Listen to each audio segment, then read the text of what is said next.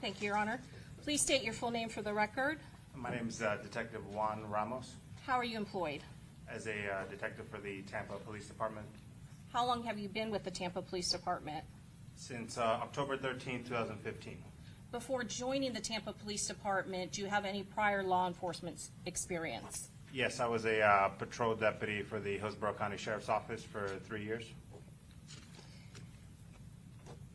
What unit are you currently assigned to?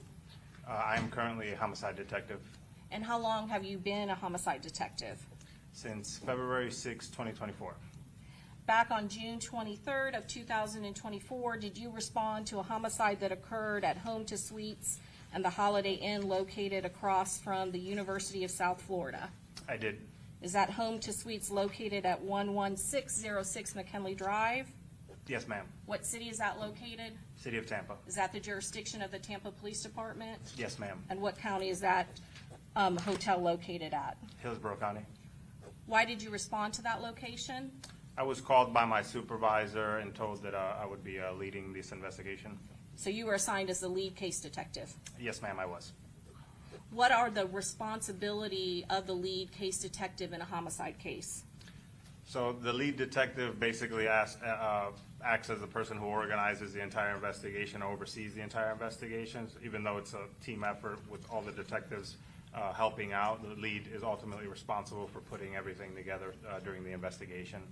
Depending on the size of an investigation, if it spans into other jurisdictions and other law enforcement agencies, are there other detectives in the homicide unit that assist you with the investigation of the case? Yes, ma'am. Did that occur in this case? Yes, ma'am. Were there multiple agencies that you sought the assistance of in order to help assist you in identifying the suspects in this particular case? Yes, ma'am, correct. And also, are there detectives that are specifically tasked with documenting the crime scene that are known as the crime scene detectives? Correct. Did you yourself have a second detective acting as your second in your role as lead detective to help you with this case? Yes, ma'am, I did. Who was your second? Detective Aaron Campbell. Who were the crime scene detectives that were assigned to this case? Detectives David Alverson and Matthew Kirkpatrick.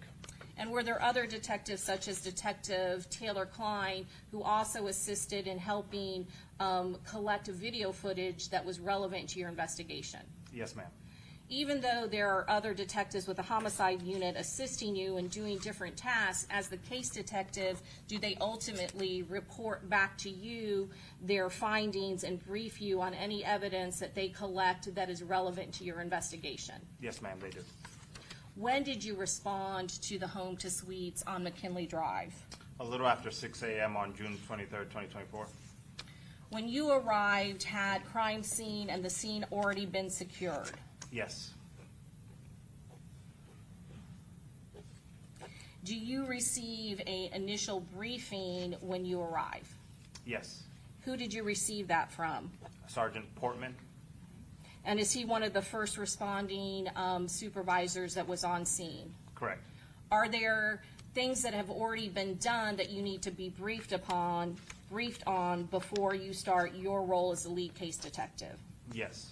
Are you briefed as to all of the observations of the first responding officers from the Tampa Police Department and any other responding law enforcement such as the University of South Florida?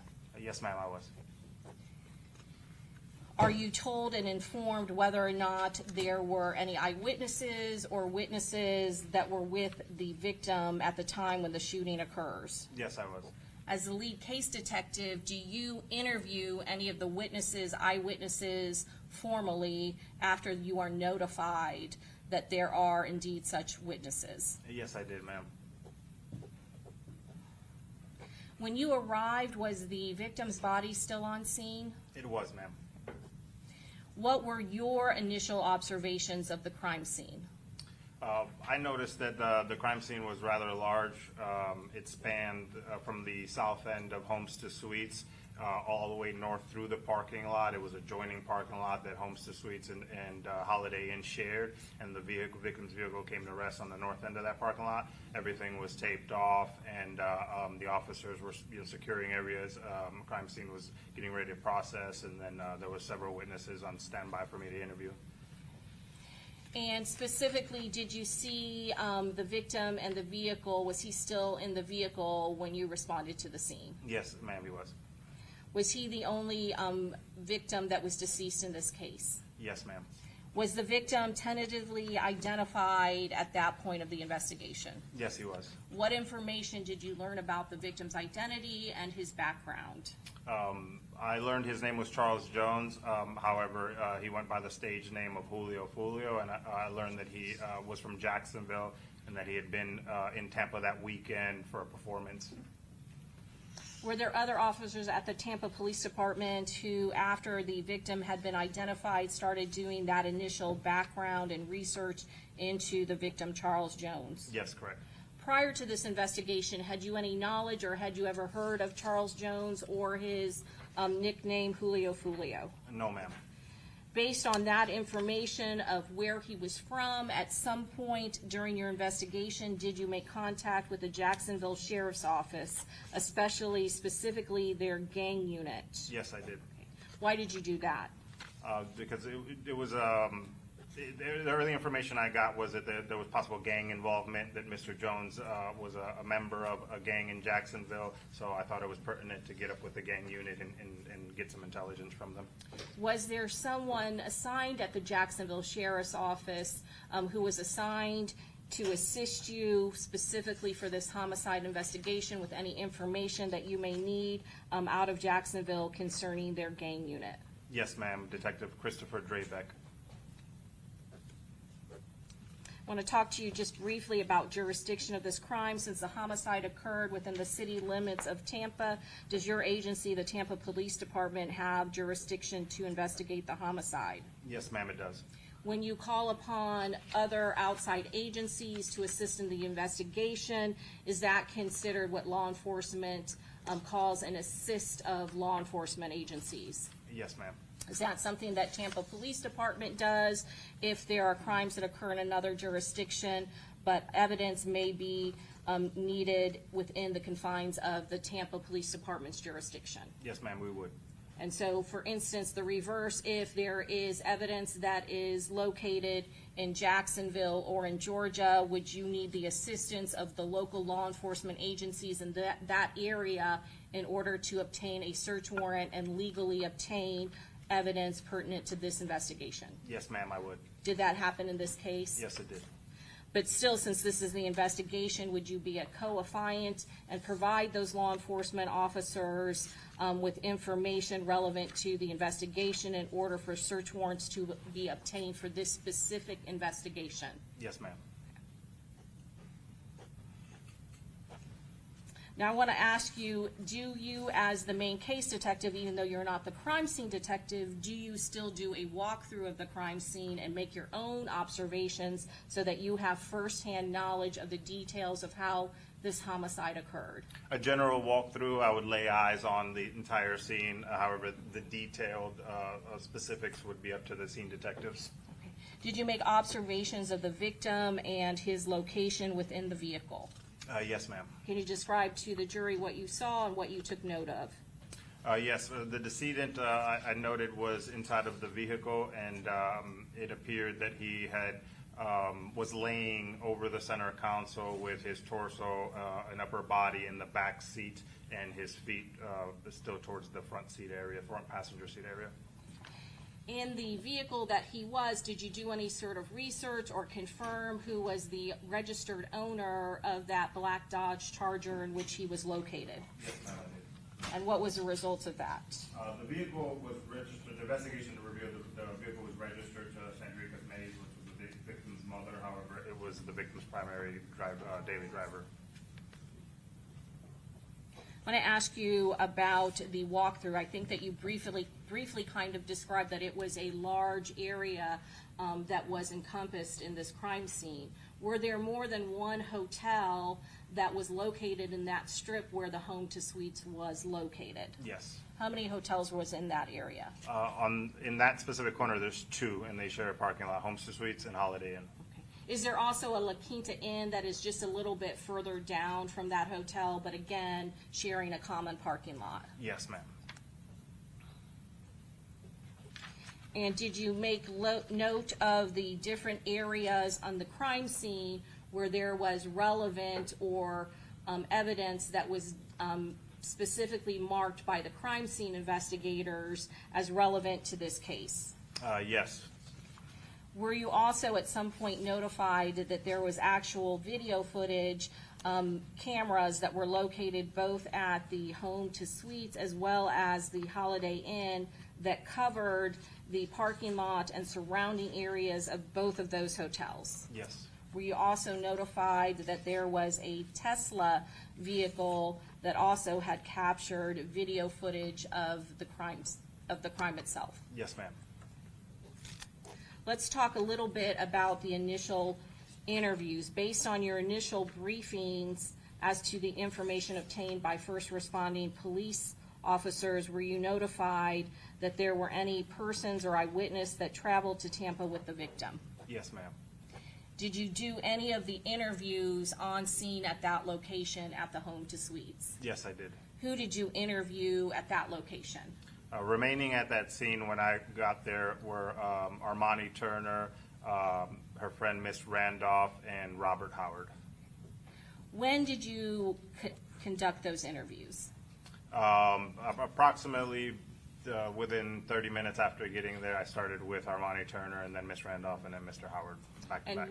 And we're still on January 23rd of 2024 in the morning hours, is that correct? Yes, ma'am. What time specifically, again, did you get on scene? A little after 6 a.m., so approximately 6:20. Okay. And you said that you interviewed Armani Turner, Miss Joa Randolph, and Robert Howard, is that correct? Correct. They all had remained on scene, is that correct? Correct. When you are interviewing witnesses, do you interview them together or you separate them? Separate. Why do you do that? Just so we can make sure that we're getting their honest details and we're not mixing up the stories and they're not picking up details from each other. Did you know the nature of Armani Turner's relationship with the victim, in this case, Charles Jones? I learned it during the interview, yes. Okay, and who is she and how does she know Charles Jones? Miss Armani Turner was Charles Jones's girlfriend at the time. And is all of these interviews, are they sworn? Do you put them under oath before you take their interviews, and do you record them? Yes, ma'am.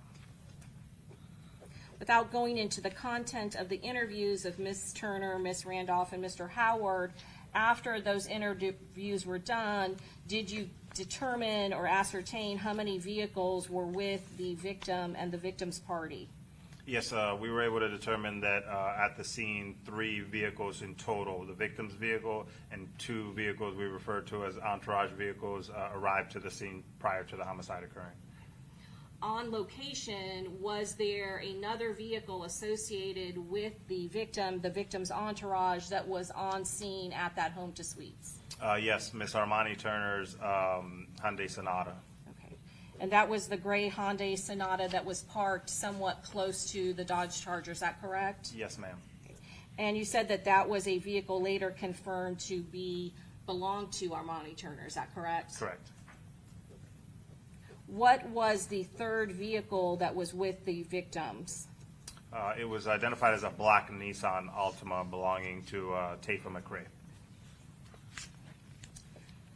Now, going back to your briefing from originally from the scene, were there other officers such as Officer Bernardo De Jesus who had responded prior to your arrival? Yes. And you said that there were other officers who had already done a research on the victim, is that correct? Yes, ma'am. And you said that you had determined or that you knew based on that background that he was from Jacksonville. Correct. Did you do any investigation yourself to determine why he was in Tampa that weekend?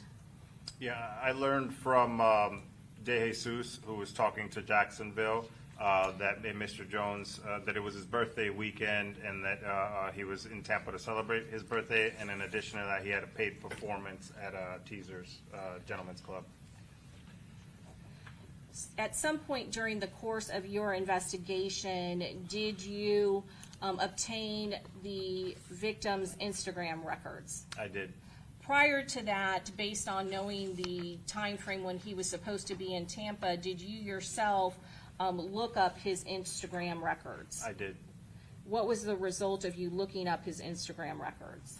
So I went on his Instagram that same day, June 23rd, and on Instagram, it'll show you the stories, like the last 24 hours worth of stories, and the result was that there was 9 different posts that he had made within 24 hours, and it tells you how many hours ago they were, and I just documented what I observed in those posts. And when we're talking about Instagram, do stories, is that something that permanently stays on somebody's Instagram account, or is that something that disappears after it runs for so long? Yeah, the stories that I was referring to that I watched there, they only last 24 hours. So I took, in order to preserve it, at least immediately, I took a screen recording because in 24 hours I knew that they would be gone. So you yourself recorded, you played his story and recorded it, made a screen recording of that so that you could capture it, is that correct? Yes, ma'am. And is there anything that you can send to Instagram to try to preserve as much of the victim's Instagram account so that you will not lose it based on something disappearing or the company's, whatever their retention policy is regarding stored data? Yes, ma'am, specifically a preservation letter.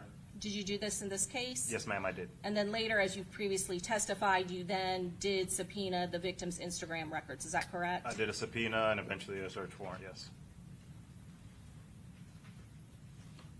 Good. At this time, we would introduce into evidence States Exhibit 95A through D. Okay.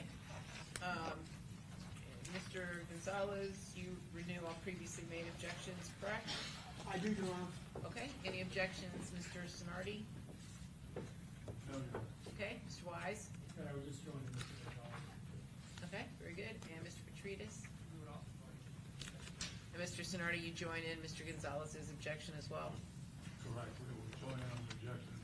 Okay, same, thank you. Same ruling from the court, they'll be admitted. Okay. Judge, we are going to publish States Exhibit 95A. Okay.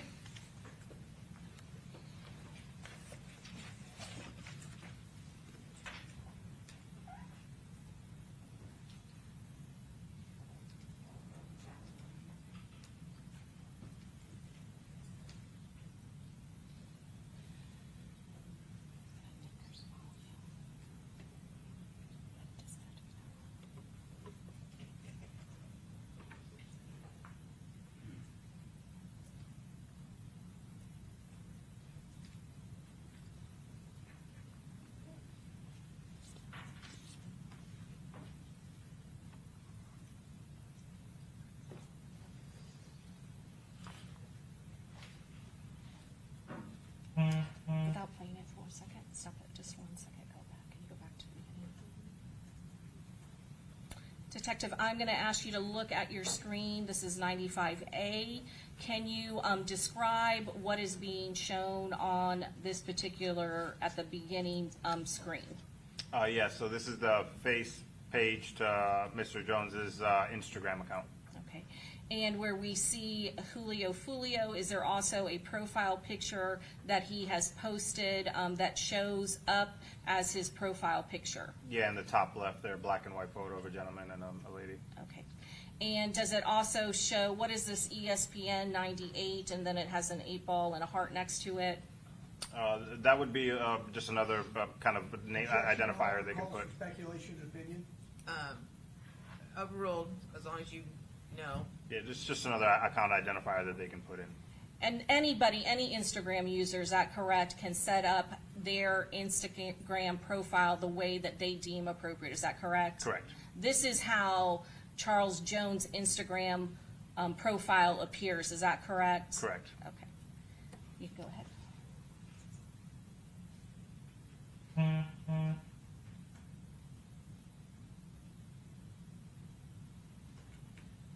Got me drinking, cuz I don't even drink, or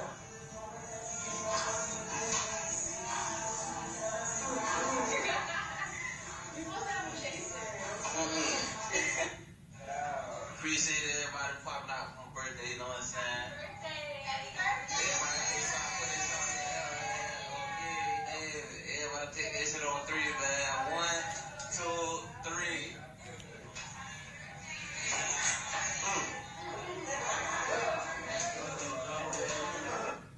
Got my brother with me, you know, popped out for my birthday. You know, that's how it's double lit. Oh, God, yeah.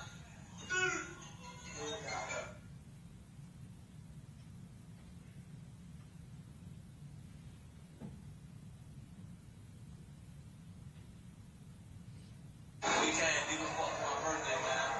Everybody go like this fair. Yeah, man. You know what I'm saying? Deep as hell. We deep as hell. 20 deep. Lit. Everywhere we go. Can you pause it for a second? Detective Ramos, you did this screenshot, is that correct? You're the one filming this? Yes, ma'am. And you see up in the top of this story that's being depicted, and it is the last segment of the story, it says Julio Foolio, and then it says 14-hour, correct? Yes, ma'am. So when you are looking at Instagram, when you are viewing a post that is made, what does the 14-hour reflect? That would reflect how long ago that post was made in comparison to the time I'm viewing it. So at the time I'm viewing it, this specific post is 14 hours old. And so that, and you said that you were looking at it that day, is that correct, on June 23rd of 2024? Correct. So when we're looking at this segment, it is being posted on Charles Jones' Instagram 14 hours before you had viewed it, is that correct? Correct. And I think on the previous slides, there was a reference to 17 hours. And again, that portion of the Instagram story, that was 17 hours before that's being posted, before you are viewing it. So this is in reference to the viewer, is that correct? Correct.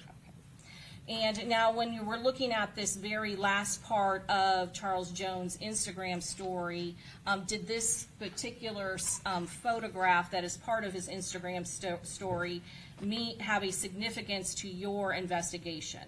Yes, it did. It was important because at the bottom of it, you can see the establishment that this party is at is labeled as Truth 18 with an address of 4819 East Bush Boulevard, Tampa, Florida. That was the location that the victim was at before he arrived to the homicide scene. Okay, can you go ahead and finish playing it? Okay, and can you stop it and then put it on Elmo for me? So that is what you had very early on, is that correct? On June 23rd of 2024, early on in your investigation, you were able to view that on his Instagram story yourself. Yes. Later, you received from Instagram the actual records, is that correct, from Mr. Jones's account, not just what you yourself could view as a viewer, is that correct? Correct. I'm going to show you State's Exhibit 95, B1 through 12.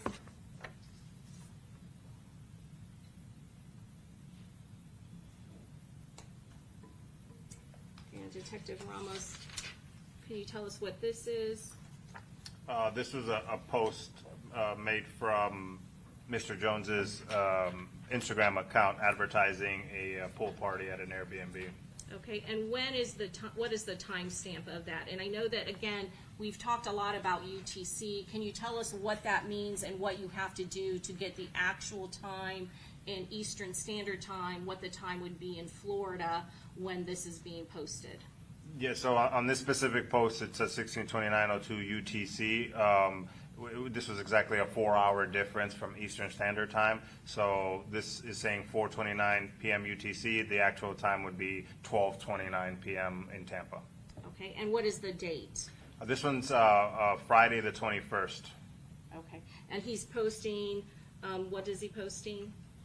Sending out Airbnb address at 3, start at 4:30 to 5 until we done turning up. DM me or Foolio booking ESPN for Addy. Okay, and this is 2 days before the 23rd, the homicide, is that correct? Correct. Okay.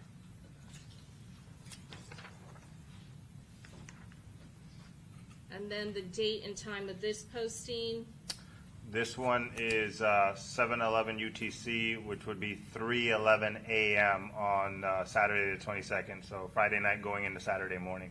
okay, and what is it a posting? Can you tell us what that is? This is a picture of a gentleman and a tag of tax-free 52K. So he's tagging a couple other Instagram accounts here, Kenny Cap and 8 Banks. Okay. And then later in your investigation, did you know who the nickname Kenny K or Kenny Caps is for? Yes, Robert Howard. Okay.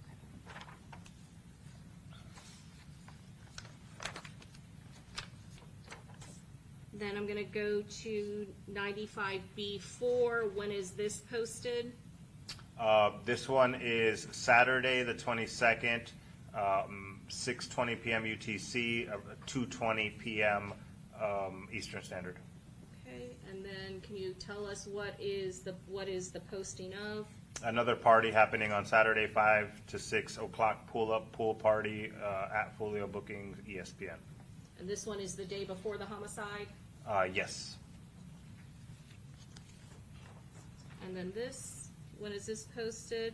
This one's posted at 8:58 p.m. UTC, 4:58 Eastern Standard on the Saturday the 22nd. Okay, again, the day before the homicide, and does it also have a tag location? Yes, Tampa, Florida. Now we're going into the day of the homicide. When is this posted? On June 23rd of 2024? Yes, this is 3:07 a.m. UTC, would be 11:07 p.m. Eastern Standard on Saturday the 22nd. Okay. And do you recognize this from the story that you yourself were viewing on June 23rd of 2024 from the victim's Instagram page? Yes. Okay. And then I'm going to go further down, and when you see this play, does this indicate that this is actually a video that's being posted on Charles Jones' Instagram page? Correct. And that looks like that matches up to the video that you yourself were able to record in his stories, Instagram stories. Yes, ma'am. Again, June 23rd, I know that this is small. Let me enlarge it a little bit for you. When is this being posted? 4:16 a.m. UTC, approximately 16 minutes after midnight on the 23rd, Sunday the 23rd. And again, is this another video that the victim had posted to his account on 95B7? Yes, ma'am. Again, this is set from the Instagram records, states 95BA. When was this posted on the victim's Instagram account? 4:27 a.m. UTC would have been 27 minutes after midnight Eastern Standard on Sunday the 23rd. And again, does this indicate it was another video by this pointer down at the bottom? Correct. And you see that at Miss Lee is on the header of the video. Mizzle, yes. Mizzle, I apologize. You're good. And again, do you recognize that as being one of the stories that you yourself screen recorded? Yes, ma'am. Again, 95B9. When was this posted on the victim's Instagram account? 5:34 a.m. UTC would have been 1:34 a.m. Eastern Standard on Sunday the 23rd. Again, another Instagram video that the victim posted that you saw on his stories, Instagram stories, Correct. that mentioned the Airbnb. Yes. 95B10, when was this video posted on the victim's Instagram? 5:41 a.m. UTC would have been 1:41 a.m. Sunday the 23rd. And 95B10, that shows also him writing best birthday ever, appreciate everybody who pulled up, we turned out. Is that correct? Did you also recognize that from his Instagram stories? Yes, ma'am, correct. And then 95B11, when was that posted? This one was posted at 7:30 a.m. UTC, would have been 3:30 a.m. Eastern Standard, Sunday the 23rd. And these are the timestamps that are being documented by the Instagram company itself, is that correct? Correct. When you're viewing it on your computer as a viewer, you were referring to 14 hours, 17 hours, is that correct? And these are actual timestamps that are provided by Instagram as to the actual date and time when the user, Mr. Jones, is posting it, is that correct? That is correct, yes, ma'am. And then states 95B12, when is this being posted on Charles Jones' Instagram? This one's being posted 7:28 a.m. UTC, so it would be 3:28 a.m. Sunday the 23rd. The night of the homicide before he's killed, is that correct? Yes. And again, this is the video, and do you recognize it as the video that you saw on his Instagram stories? Yes, ma'am, I do.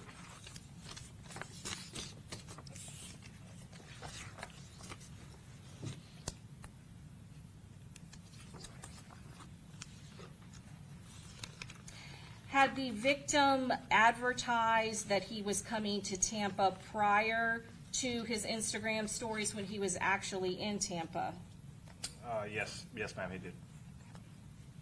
I'm going to show you States Exhibit 95C1. Yes, so you can see all of it. This was again from the victim Charles Jones official Instagram records. Is that correct? Correct. And this is States 95C1. Is this the advertisement of him coming to teasers? Yes, correct. On June 14th, 2024, Mr. Jones's account posted this flyer advertising the performance he would have at 97 North Nebraska Avenue, Tampa, Florida, teasers. And so this date down here, I think you already said it, June 14th of 2024 is when this actually was posted to Charles Jones' Instagram account. Is that correct? Yes, ma'am. And it's not only does it say that he will be at Teasers, does it actually give the address and location of where Teasers is located? Yes, ma'am, it does. And how much time before Charles Jones actually came down to Tampa, Florida, would that have been? The 14th to 23rd, so approximately 2 weeks. So there another, I'm going to show you C12. Is that another posting on the victim's Instagram account? Yes, ma'am, it is. And again, does it give the date and time of when he is going to be appearing at Teasers? Yes, it does.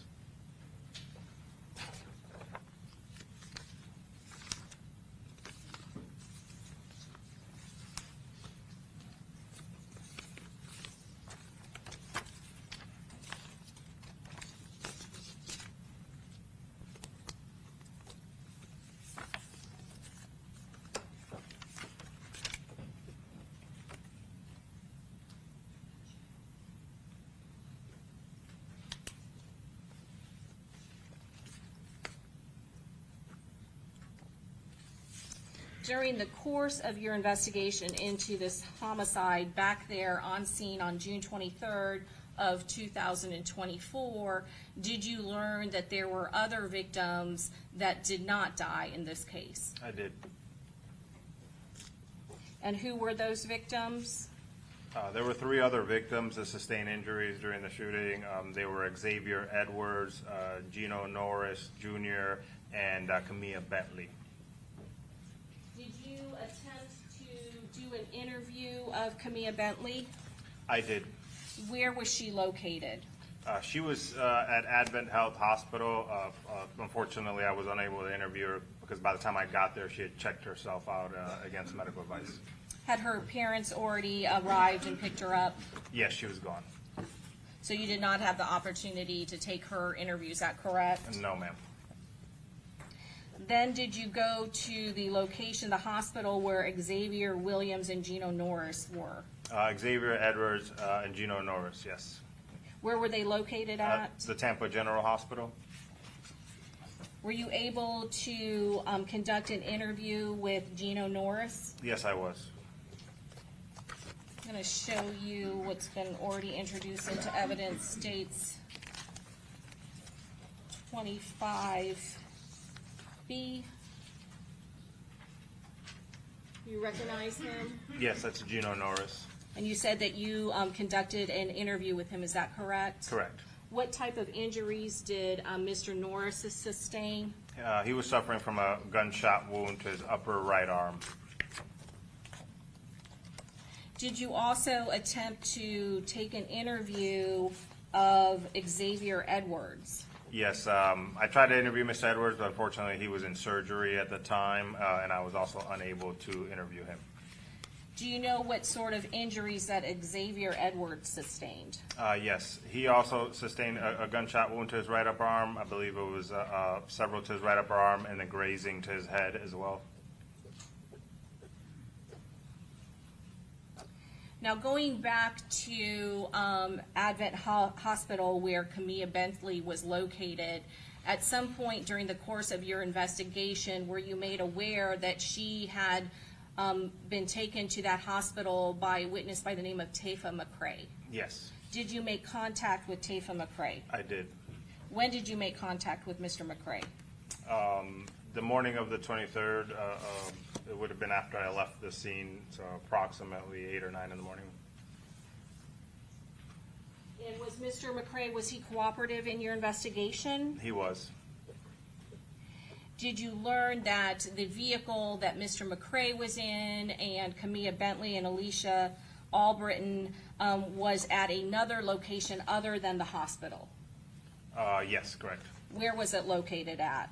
It was located 1 block north of Advent Hospital, as a residential neighborhood, very first block north of the hospital. Okay. Did you ever respond to that apartment complex on Gates Drive? I did. I'm going to show you again what's already in evidence, and this was a vehicle that was represented to you that Tafa McCray and Camilla Bentley and Alicia, I'm sorry, I keep saying Alicia. Aaliyah. Miss Aaliyah Albritton was located in. Is that correct? Yes, ma'am. Okay. I'm going to show you 29A. What is that of? That is a picture of Tafa McCray's Nissan Altima in the center there. And did it have damage to this vehicle? Yes, collision damage there on the driver's side front bumper. And is it Tafa McCray who ultimately led you, as well as other officers from the Tampa Police Department, to the location of where this vehicle was? Yes. And this apartment complex on Gates Drive, how close was that to Advent Hospital where Camilla Bentley had been taken? Just 1 block north. And I know that Alicia, I keep saying Alicia, I apologize. I know that Aaliyah Albritton was not at Advent Hospital, is that correct? That is correct. Were you able to ever interview Aaliyah Albritton while she was in Tampa that weekend? No. At some point during the course of your investigation, did you make contact with Aaliyah Albritton? I did. How did you do that? I identified a number for her and called her and spoke to her over the phone. Okay, and without going into the content of your conversation, was she willing and cooperative and able to answer questions about what occurred in Tampa and what she did and what she saw while she was here? Yes.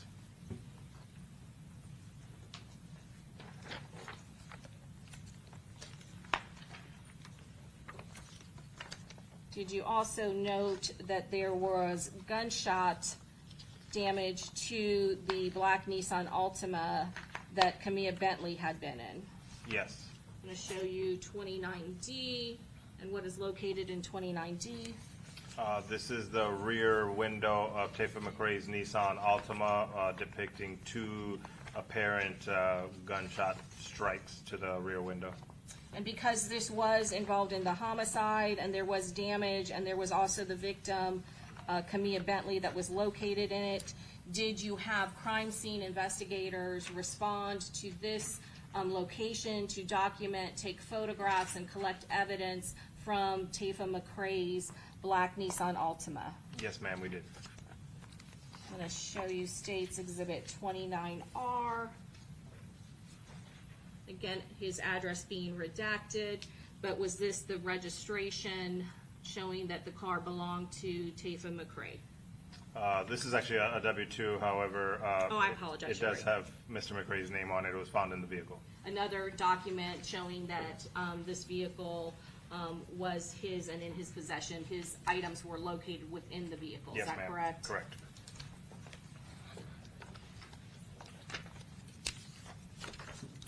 During the course of the Nissan Altima being processed and collected, was there a firearm that was recovered from the Nissan Altima? 2 firearms. 2 firearms. And were they collected and processed? Yes, ma'am.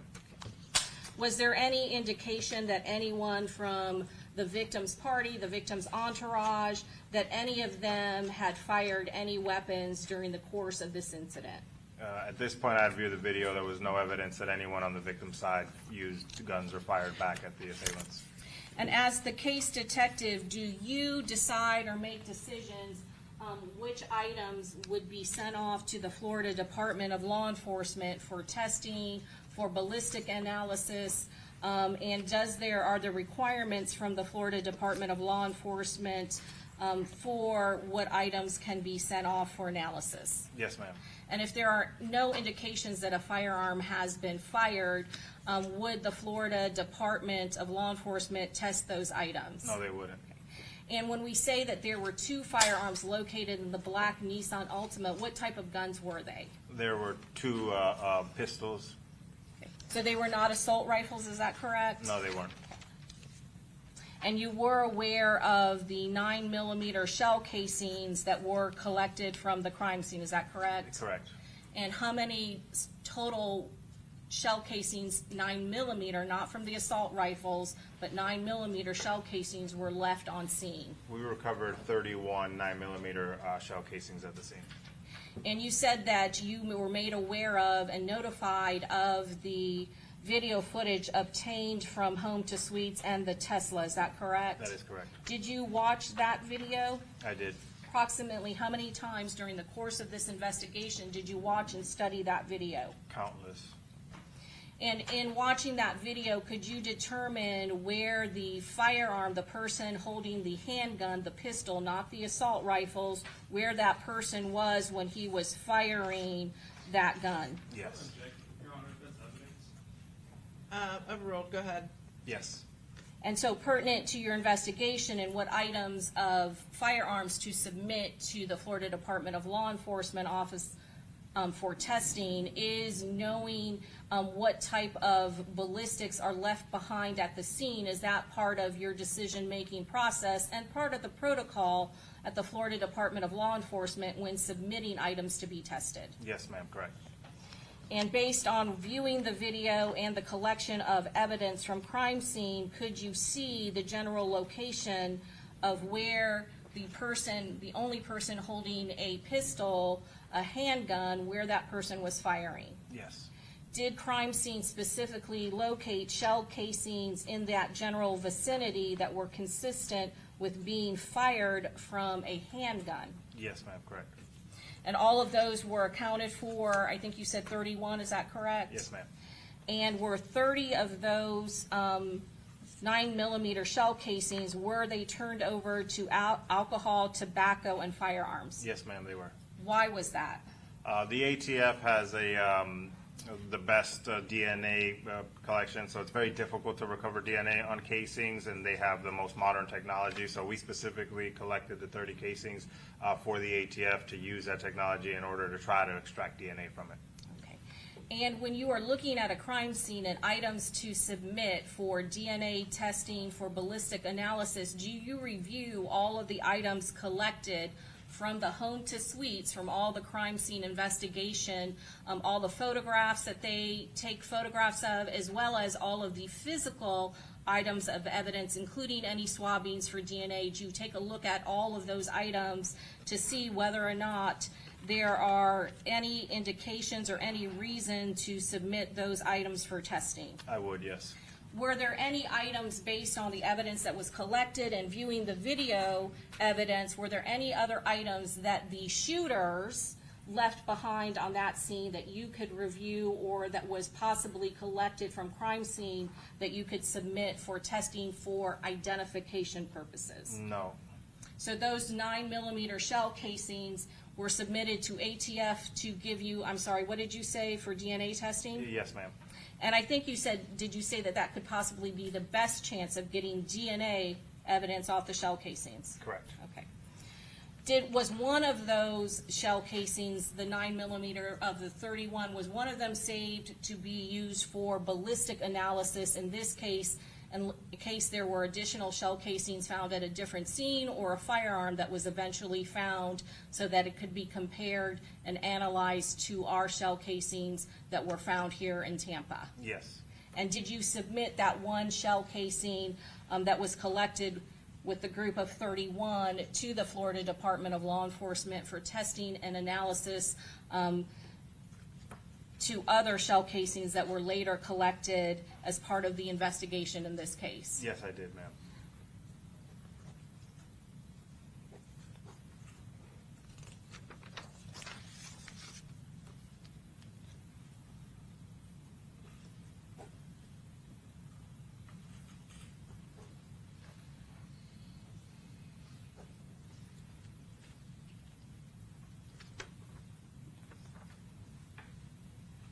Now, I've asked you about the Home to Suites video. You said that you have looked at it and studied it numerous times. Is that correct? Yes. When you responded to the Home to Suites on June 23rd of 2024, were you made aware of that video footage as early as that in the investigation, June 23rd of 2024? Yes. Did you watch that video on scene? Yes, I did. How many times did you watch it on scene? Approximately a dozen times. Were you also apprised or notified of the Tesla video? Yes. Did you also watch that on scene? Yes, I did, ma'am. Based on reviewing that video footage as well as the video footage from Home to Suites, could you determine, or did you, what were, if any, vehicles that were relevant to your investigation? Yeah, from the combination of the Homes to Suites footage and the Tesla footage, we were able to identify two suspect vehicles that arrived in short proximity to each other, and three shooters that got out of one of the suspect vehicles.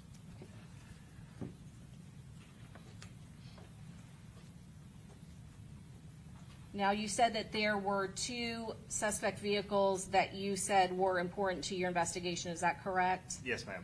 Early on, were you able to identify the make and model of those vehicles? Yes, we were able to get enough of an image where we can make a model and color out. And did you actually utilize the assistance of Detective Skull in helping you identify make and model of one of the suspect vehicles? Yes. And was he able to provide you with assistance as to the make and model of one of those vehicles? Yes. And why did you go to Detective Skull? Just multiple detectives helping out in the case, so he was helping me with the vehicle search. We wanted to conduct a license plate reader search, and he was helping with that. And in order to do that, do you have to narrow down as best you can make, model, and year of the potential vehicle? Yeah, the more accurate information, year, make and model, that'll help narrow down the amount of results you're going to get back in a search like that. And early on, just from viewing the video footage from Home to Suites, what did you narrow it down to the possible two suspect vehicles? What information did you utilize in trying to then locate license plate for each one of those vehicles? So based off the description, we were able to narrow down an approximate year range, because basically all vehicles are made in, year increments. So we were able to narrow down the Impala to being roughly early 2000s, between 2005 to 2012, black Chevy Impala LTZ. And then the silver Chevy Cruze, we were able to narrow down, was a late 2000s, approximately 2000 teens silver Chevy Cruze. And when we're narrowing it down even to a range of years, is that because auto manufacturers, that people that make the car, change body styles over a span of time? Yes, ma'am, correct. When you had that information, how did you go about trying to identify the license plate and the potential registered owner of the vehicle?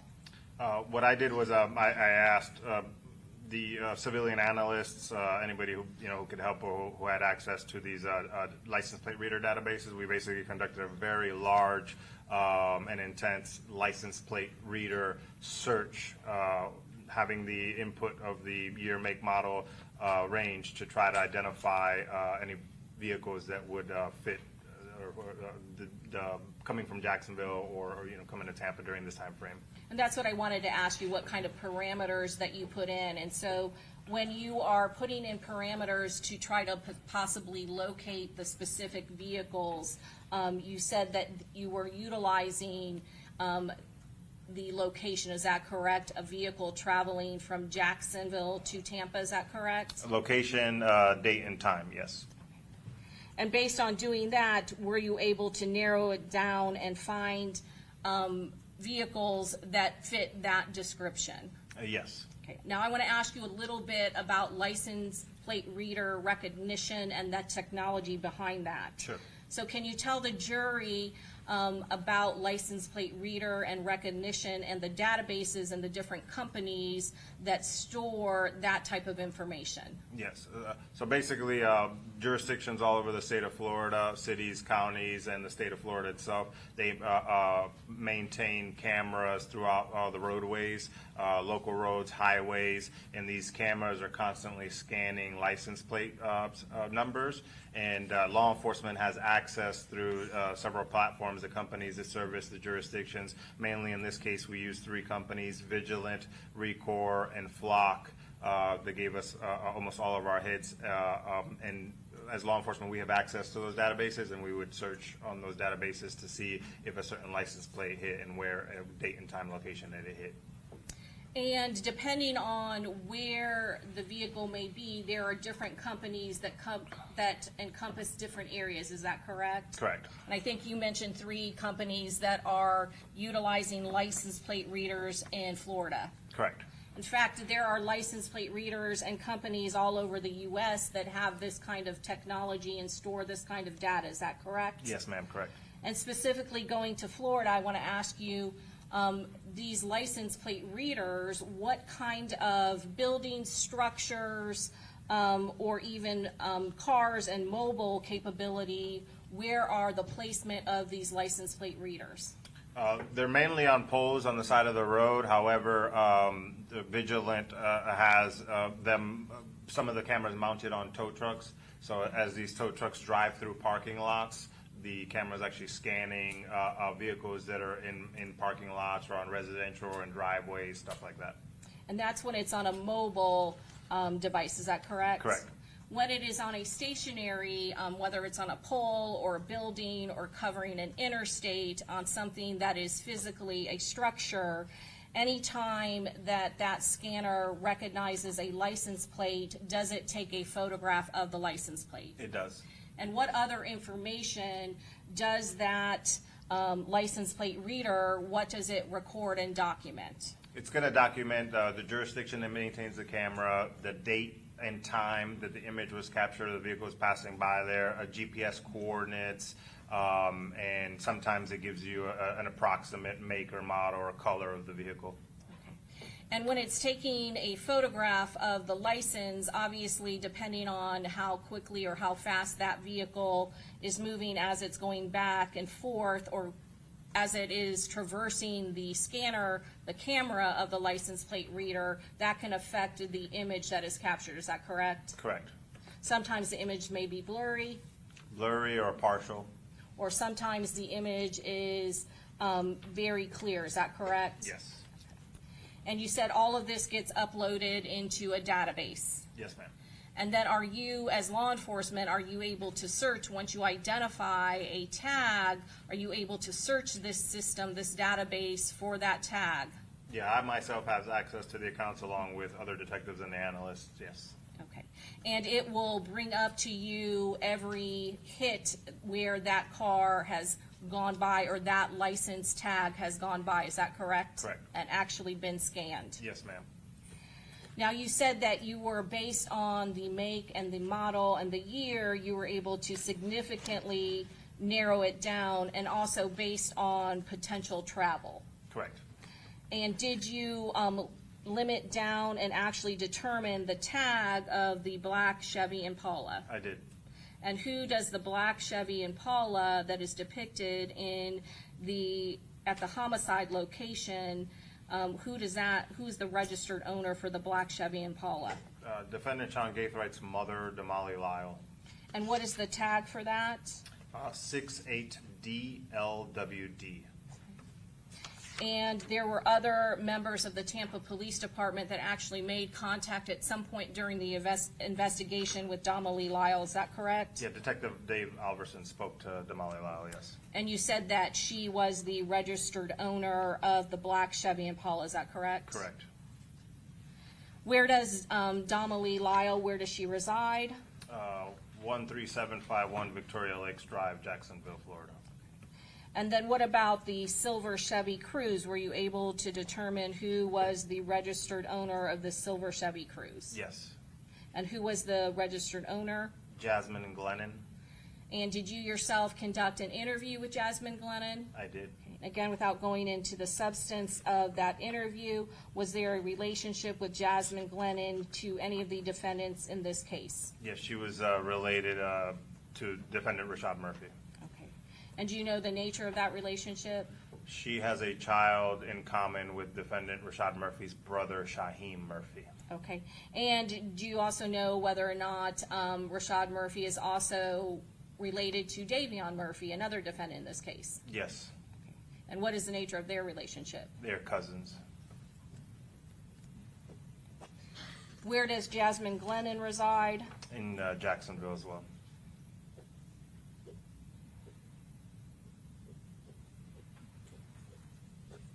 After you determined what the license plate was and the registered owner, then did you do a search of both of those license plate readers for that time period, including June 23rd and the time span days before when those two vehicles may have traveled to Tampa from Jacksonville? Correct.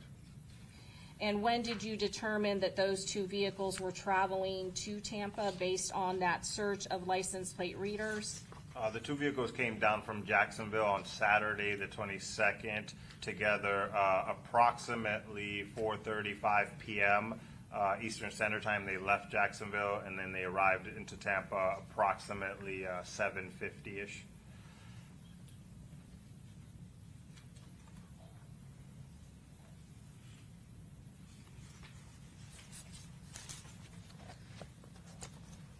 And sir, did you, based on searching for both those vehicles, were there points in time where both of those vehicles appeared to be traveling in tandem? Yes. Your Honor, at this time, we are going to introduce into evidence states 46A through C. Okay, any objection, Mr. Gonzalez? No, can I just take a look briefly? Sure. Let's do this, it's 3:38, let's just take a quick 10-minute afternoon break, okay? Then we'll come back. All right. Okay, very good, welcome back, everyone have a seat, and you may continue, Ms. Doherty. Thank you, Your Honor. Detective Ramos, before going into the license plate readers, when did you obtain the corresponding information during the course of your investigation of the license plate readers? June 25th, 2024. So a couple of days after the case occurred, is that correct? Yeah, we searched for a couple of days before we finally identified the two suspect vehicles. Prior to that, I know that I had specifically asked you whether or not there was somebody assigned in Jacksonville to assist you in this investigation. Is that correct? Correct. And you had said that that was the Christopher Drabeck with the gang unit with the Jacksonville Sheriff's Office. Is that correct? Yes, ma'am, correct. And back on June 23rd of 2024, did you make contact with Detective Drabeck starting to investigate possible connections to Jacksonville and Jacksonville gangs? Yes. And without going into the content of that conversation, did you get information from him pertinent to this investigation? I did. And you had that information before finding the registered owners of the vehicles, is that correct?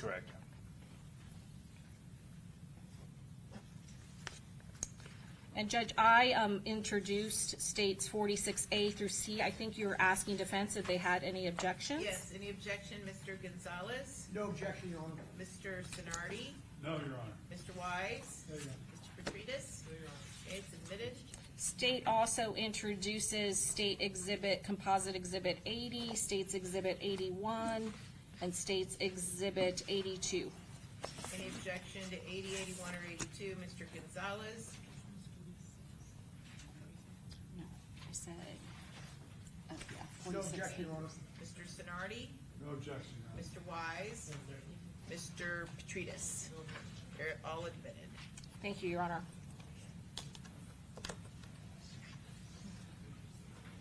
Detective, I am going to show you 46A, and I am going to enlarge it so that everybody can see it. And first of all, I want to ask you, I'm going to go to the right of the photograph.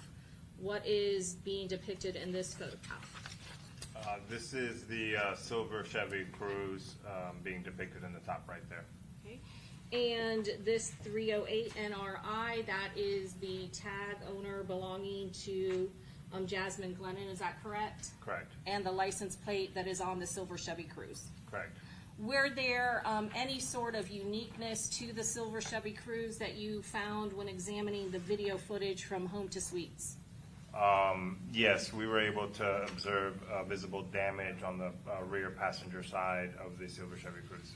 And was that rear passenger damage when that silver Chevy Cruze was eventually located by law enforcement agencies, was that confirmed to be on the silver Chevy Cruze that was owned by Jasmine Glennon? Yes, correct. And we've talked about license plate readers. Is this example of, is this a photo taken and captured by a license plate reader? Correct.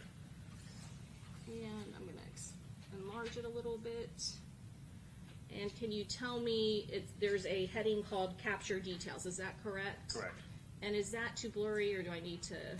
No, I can see it. Okay. Can you tell us what is the information reflected of when this particular photo of the silver Chevy Cruze was license plate 308 NRI on States Exhibit 46A? What do we know about when this photograph was taken? The information on the bottom there would have the plate numbers, the system name. This was at Bruce B. Downs in Tampa Palms, and the capture time, June 22nd, 7:46 p.m. Eastern Standard, and then the name of the camera. And this is just one of the examples to show one of the license plate readers that you had utilized, is that correct? Yeah, that's just one of the hits of the many we found. Okay. And so then I'm gonna go over to this map. And again, can you tell us what is being depicted on this map on States Exhibit 46A? And again, if you need me to enlarge it, let me know. Yes, so this is a list of all of the hits that we found applicable, actually, not all of them, most of them, that we found applicable from during our time frame of the murder. Okay. And when you have, so you have A, B, C, D, E, F, G, are those all separate locations where that license plate for the tag to the silver Chevy Cruze was detected by a license plate reader? Correct. The letters are chronological order, and what we're showing in this demonstrative is the travel from, starting with A from Jacksonville down to Tampa and back to Jacksonville. Okay. And I know that there, and what I'm going to do is have you stand up. I know that there is a larger diagram behind you so that all the jury can see. Can you go down starting from A and point out the locations and give us the date and time and the address, the location of where this silver Chevy Cruze license plate is showing up in its pathway of travel from Jacksonville to Tampa? Sure. So starting with A, this is Friday night, the 21st at 7:58 p.m. And we can see that it's in Jacksonville still on Friday night. Going into the early hour mornings of Saturday the 22nd at 6:01, CR 329 Highway 41. That's still in the general north area. And Detective, so I could stop you. Sure. You designated the letter. Is there a corresponding letter that actually shows the location on the map? Correct. And so you just gave us A, and that is showing it's still in Jacksonville, is that correct? Correct. And then, as we get into the evening of Saturday 22nd, 1809, which is 6:09 p.m., and then 1947, we see C and D. So by Saturday, And I want to stop you because I think Sure. B is, so we have blue coming down, and I know that 1 is covered up by C. Can you tell us what letter that is? that one's B. Okay, so we have B there that you can't really see, but it's covered up by C, but that's the path of travel for B, is that correct? Yes. And then C is right there? Yes, Okay, and did you already give us the time and location for C? correct. Okay, and then where's the next one, D, which is now down here in Tampa? Correct, yeah, D's right here, D and E, and by this point, the vehicle is in the Tampa area, and we can see those hits here. Yeah, can you, just for the record, so the record is clear, when it is D, what is the time, date, and location? 7:47 p.m., Bruce D. Downs in Tampa Palms Boulevard on Saturday the 22nd. Okay, and then go to E. Yes, so E, this is the early morning hours of Sunday the 23rd, 3:42 a.m.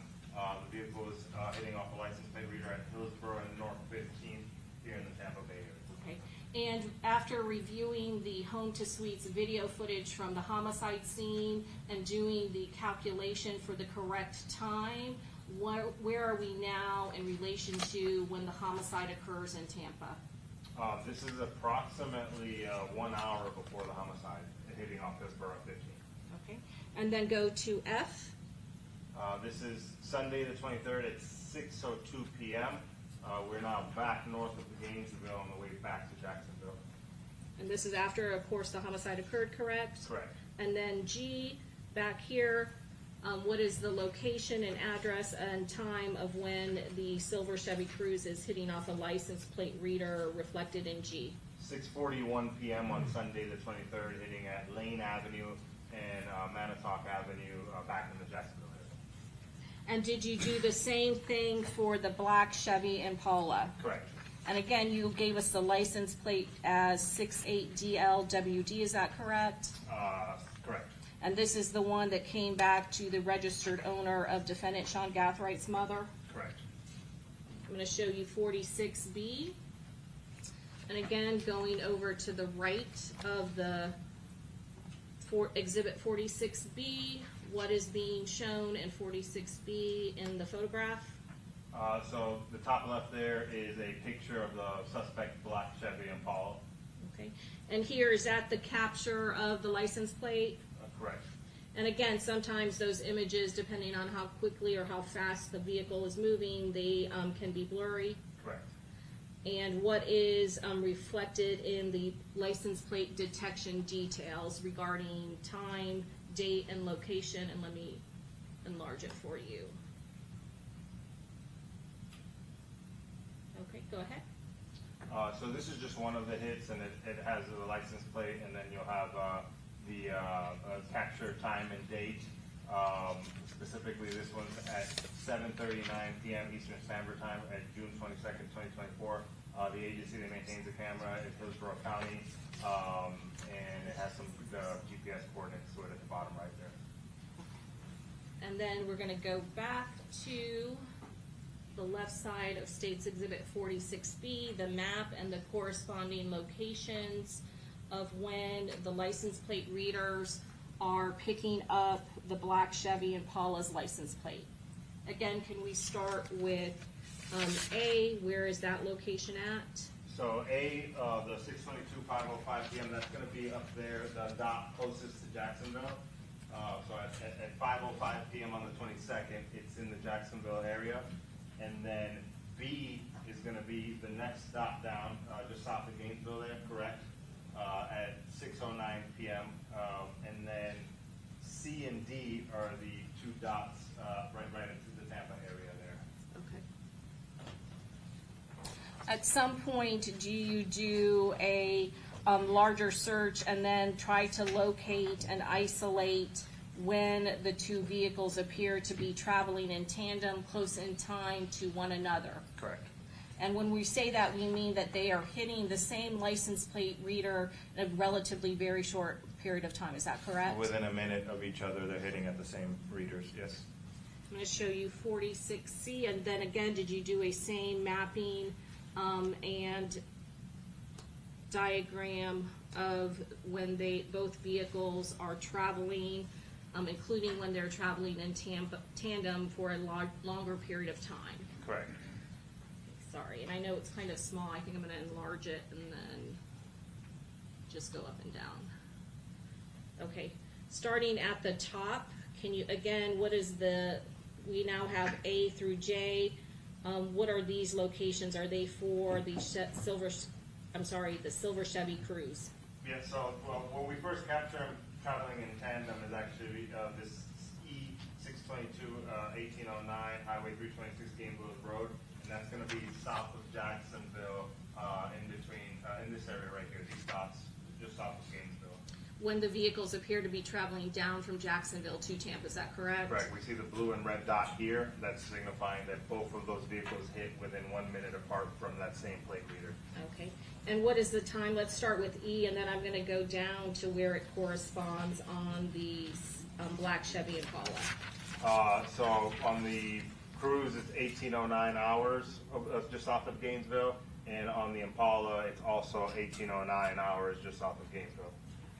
And then what is the next point in time where they appear to be traveling close in time together?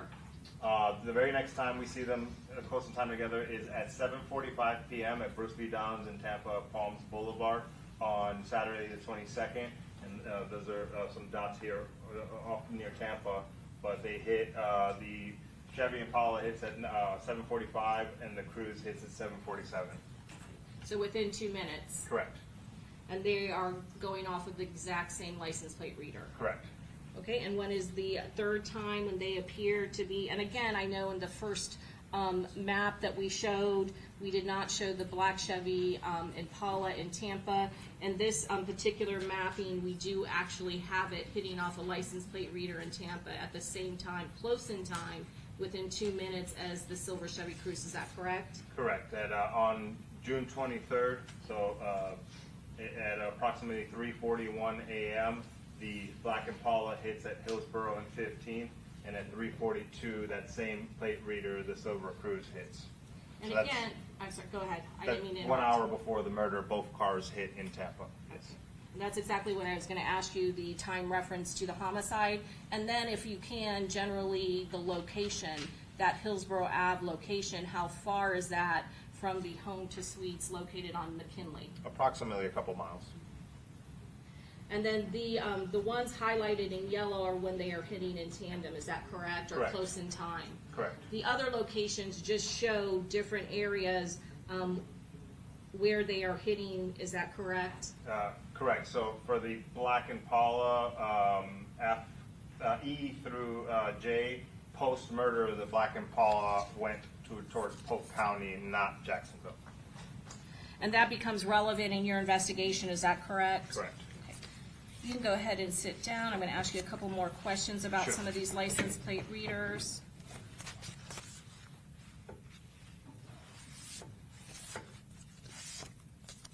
I'm gonna go to States Exhibit 82.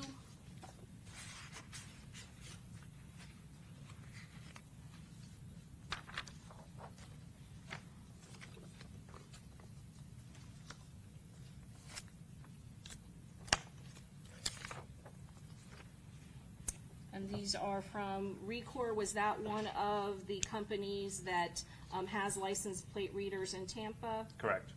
I'm gonna show you first on page, for State Exhibit 80. 80 or 82? It's 80, Judge, I believe. Nope, you're right, it's 82. I apologize. States Exhibit 80, the first page. Can you tell us, is this the image Okay, of- so is it 80 or 82? Because you said States Exhibit 82, but then you It's called it- 82. Okay, it's 82. You keep saying 80. Okay, I apologize. 82. 82, Judge. Thank you. Going to 82, Detective Ramos, can you tell us, starting at the top image, what is being reflected by plate, vehicle, and details? Yeah, so just a correction. The silver Cruze plate is 30B, B. as in boy. In order to capture all of the captures, we had to play with B and 8 to make sure that we caught all of the hits on it. So as you can see here, even though the search just says 308, we can see from the photo it's 30B NRI. So these are hits for the suspect Silver Cruise. Okay. And the three, just so we're clear, 30B NRI, that is the registered owner, is that correct, that you have already described? Jasmine Glennon's silver Chevy Cruise, correct. Okay. Thank you for the clarification. And then can you tell us again, so there's a close-up of, Record does a close-up of the license plate if it's captured, as well as a further shot of the vehicle, and then it gives the detail, is that correct? Correct. Okay, then can we start at the top for, again, 30B, the license plate belonging to Jasmine Glennon and the silver Chevy Cruise, when that is captured on the first image on top? So that one's captured at 3:41 a.m. Eastern Standard Time on Sunday, June 23rd at Hillsborough and 15th. Okay. And we have the actual image of the vehicle as it's passing the license plate reader, is that correct? Correct. And then to the left is a close-up of, or an enlarged view of the actual license plate from the photograph, is that correct? Correct. And we've already done the top one that is hitting off Hillsborough and 15th.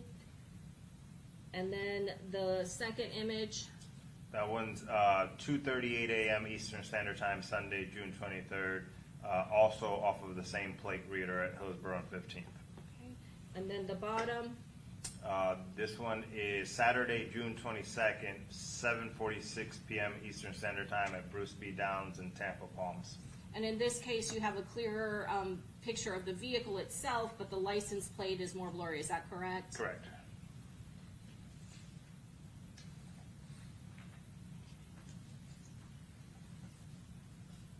And then the second page of this exhibit, is that just an enlarged photograph provided by the company to show that, again, that Bruce B. Downs location, June 22nd, 7:46, is that correct? Correct.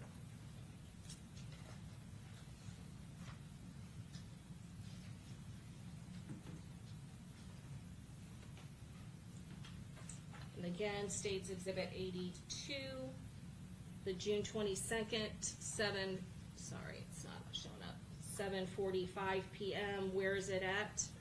Also at Bruce B. Downs in Tampa Palms. And this is the black Impala, Okay. And again, you can see the license plate over there, 68DLWD, yes ma'am. again, showing it in Tampa, Florida, during this time period, June 22nd, 7:45 p.m. Eastern Standard Time. Correct.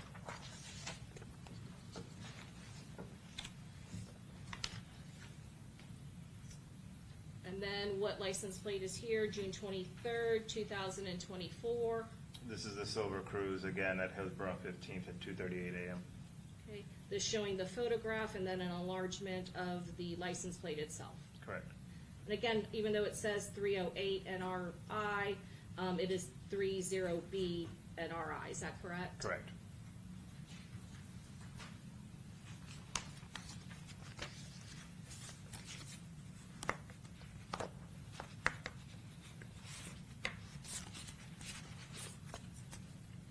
Then going to State Exhibit 80, the flock cameras. Again, just to show an example of the flock cameras.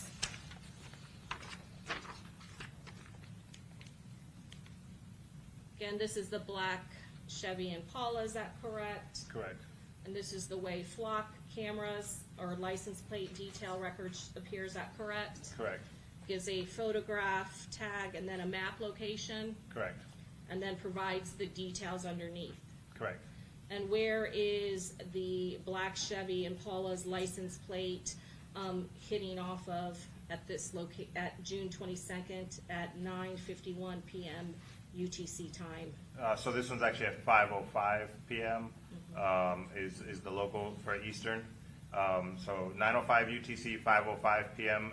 And this is hitting at CR 301 and CR 225 Lottie southbound. So it's just south of Jacksonville on its way down.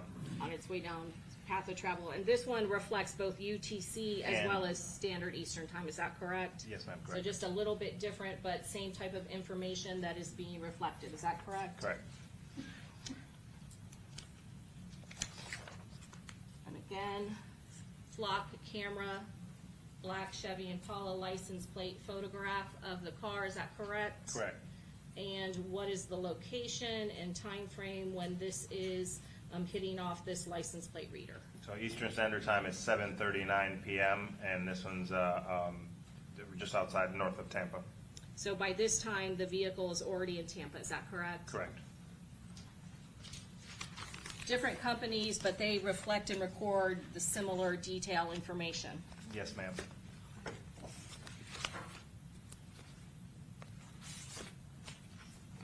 And then I believe you also said Vigilant Cameras provided some of the license plate readers. Correct. I'm gonna show you State's Exhibit 81.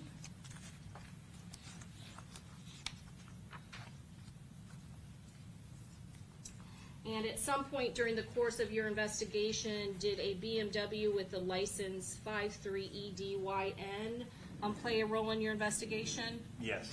Who did you identify the tag 53EDYN belonging to? This vehicle is registered to Defendant Isaiah Chance. And during, while searching vehicle detection, license plate reader information, at some point, did Isaiah Chance become a suspect or a person of interest in your investigation? Yes. And early on in your investigation, did you try to make connections between the different suspects that are involved in this particular case? Yes. I'm going to show you again, going to States 81. This is a license plate reader for a vehicle BMW where the defendant Isaiah Chance is the registered owner. Is that correct? Correct. And sorry, I just want to make sure. Vigilant, the records provided by Vigilant, again, same information, just appears a little bit different. Correct. Correct. And so what is being shown in the image, the photograph in the right-hand side of the picture of the document? That's Isaiah Chance's BMW. And it also provides mapping, is that correct? Corresponding mapping as well as date and time information. Correct. And what is the date and time where the BMW is being reflected on this license plate reader? So this is May 28, 2024, approximately 1 month before the homicide. Okay, and the significance to this investigation, what address is this license plate reader picking up the BMW at this time? So what was significant to us in this hit was the Victoria Lakes Drive address. This is Sean Gaithright's address in Jacksonville. So Isaiah Chance's car photographed outside of Sean Gaithright's house. So is this the beginning of the, early on in the investigation where you're able to place one of the defendant's vehicles in another suspect's driveway? Correct.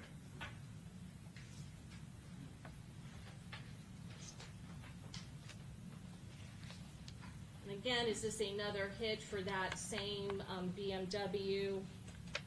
Yes. And what is the time and location where it is again at the same address, Victoria Lakes Drive, the address of Sean Gathright? 3:39 a.m. on May 28th. And did you check for and get all of the hits of when it was at that location? Yes.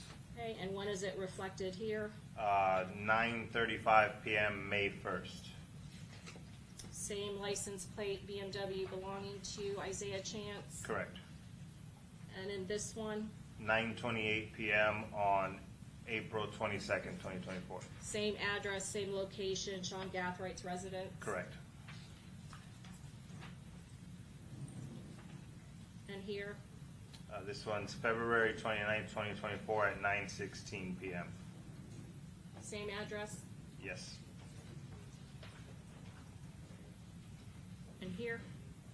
Again, February 29th, 2024, 9:16 p.m. And here? January 19th, 2024 at 12:43 p.m. And this is a daylight image, is that correct? Yes, it is. In this image, can you clearly see the color and that it is a BMW? Correct. And there's a good clear picture of the tag? Correct. And, I'm sorry, same address? Yes, Victoria Lakes Drive, Jacksonville, Florida. And this part of the document? December 13th, 2023 at 10:31 PM. Same BMW at the same address.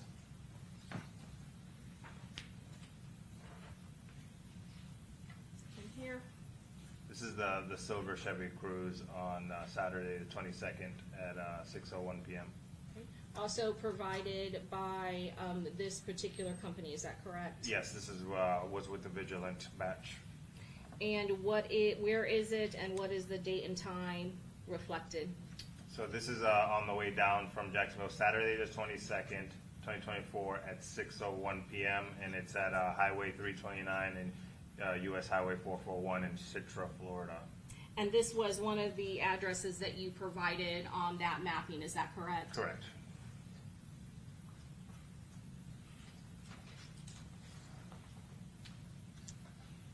And then, again, of the silver Chevy Cruze, where is it, and the date and time? Yeah, this is just a few minutes later, another camera further south from the last one, 6:09 PM Eastern Standard on Saturday, June 22nd.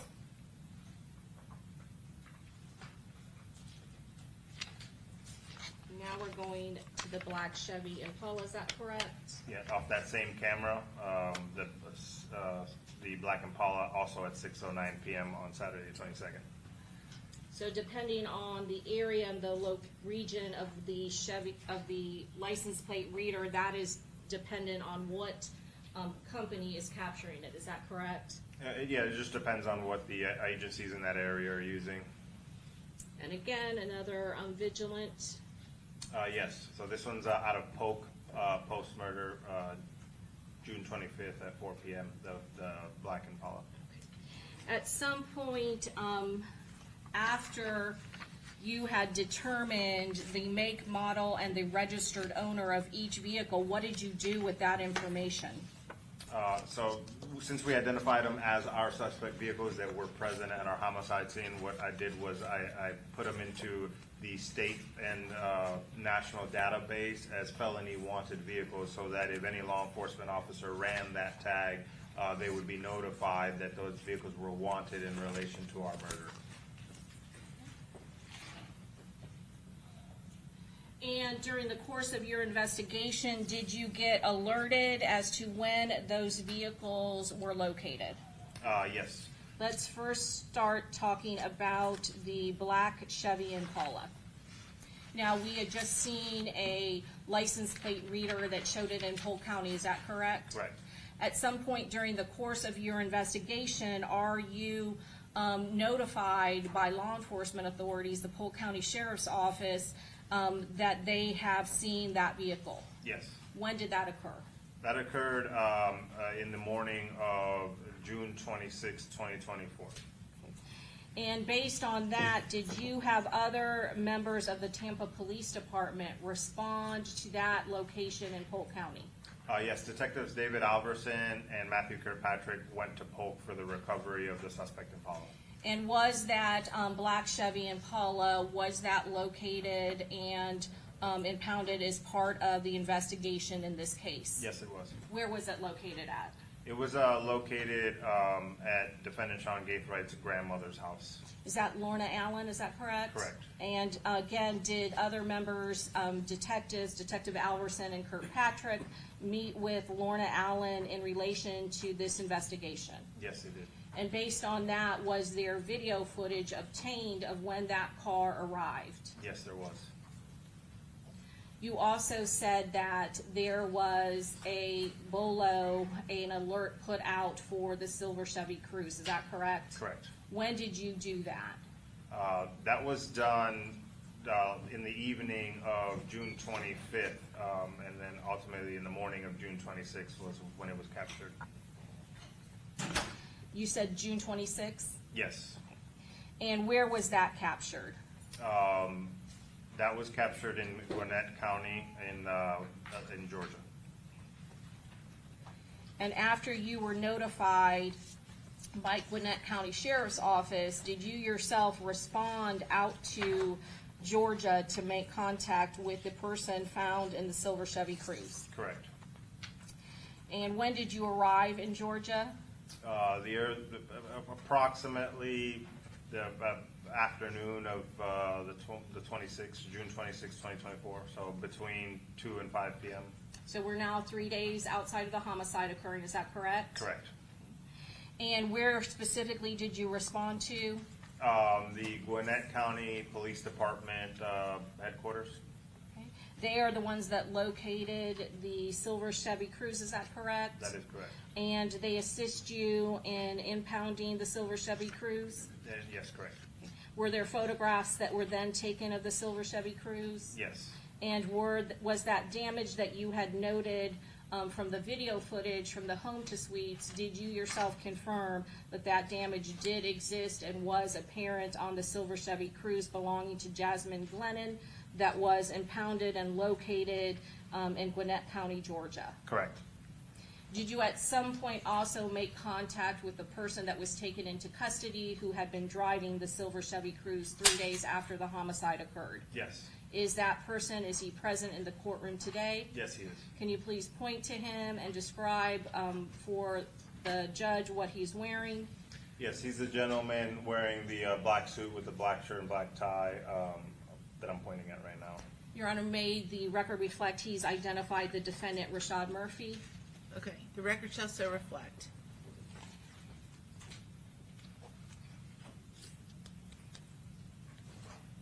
How long were you with Mr. Murphy in Georgia? Approximately 10, 20 minutes. As part of this investigation, it was very early on in the investigation, is that correct? Correct. That was the silver Chevy Cruze that was utilized as part of the, in this homicide, is that correct? That was captured on the Home to Suites video? Yes. At that point in time, on June 23rd of 2026, was Rashad Murphy arrested in this case pursuant to the homicide? No, he was not.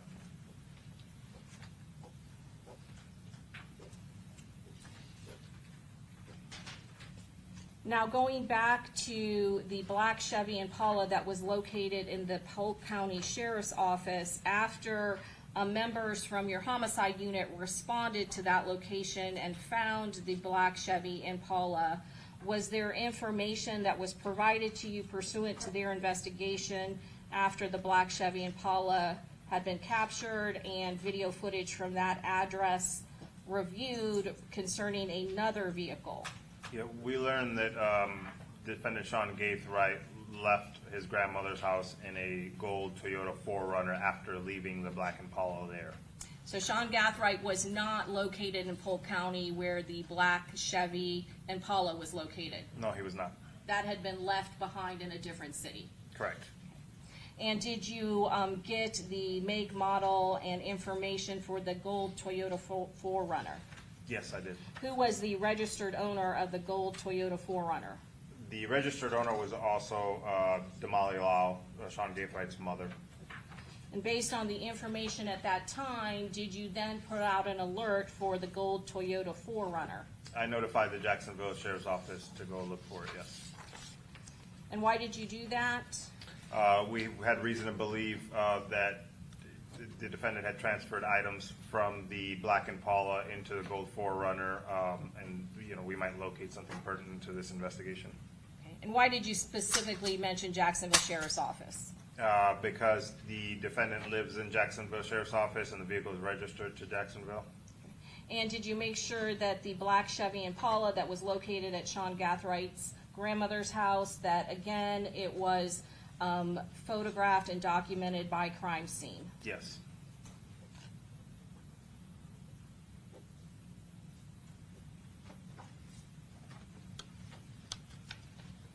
And was the gold Toyota 4Runner registered to Damali Lyle, Sean Gathright's mother? Were you at some point in the course of the investigation notified that that had been located?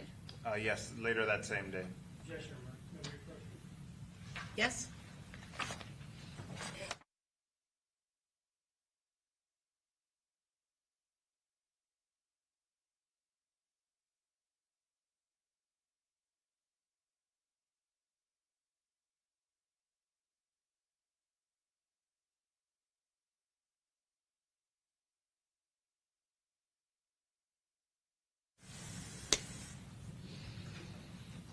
Okay, you may proceed. Detective, I believe you said that you were notified that the Jacksonville Sheriff's Office had found that gold Toyota 4Runner that Sean Gathright had left from Polk County. Is that correct? Correct. Did you say you were notified the same day? Yes, correct. And what day was that? June 26, 2024. And based on that, did you ask the Jacksonville Sheriff's Office to look for that gold Toyota 4Runner? Correct. And they were able to locate it, is that correct? Yes. And did they at some point alert you that they had developed probable cause to search that vehicle? Yes, they did. And was information then relayed to you concerning some items of evidence that were recovered from the Toyota Gold 4Runner? Yes. And who was driving that vehicle at the time? Defendant Sean Gathright. And what information was relevant to you that was located within that, the gold Toyota 4Runner that Sean Gathright had been found in? They found firearms paraphernalia, live ammunition, spent casings, furniture that could be used on rifles, and items that were pertinent to the investigation. The primary piece of evidence that they found in the vehicle were spent rifle casings that were later forensically matched to a prior attempt on our victim. And that is an attempted homicide that occurred in Jacksonville on October 7th of 2023, is that correct? Correct. And based on that, again, I asked you, determine what items to send to the Florida Department of Law Enforcement with regards to ballistics and matching shell casings. You make that decision to send to the Florida Department of Law Enforcement, is that correct? Yes.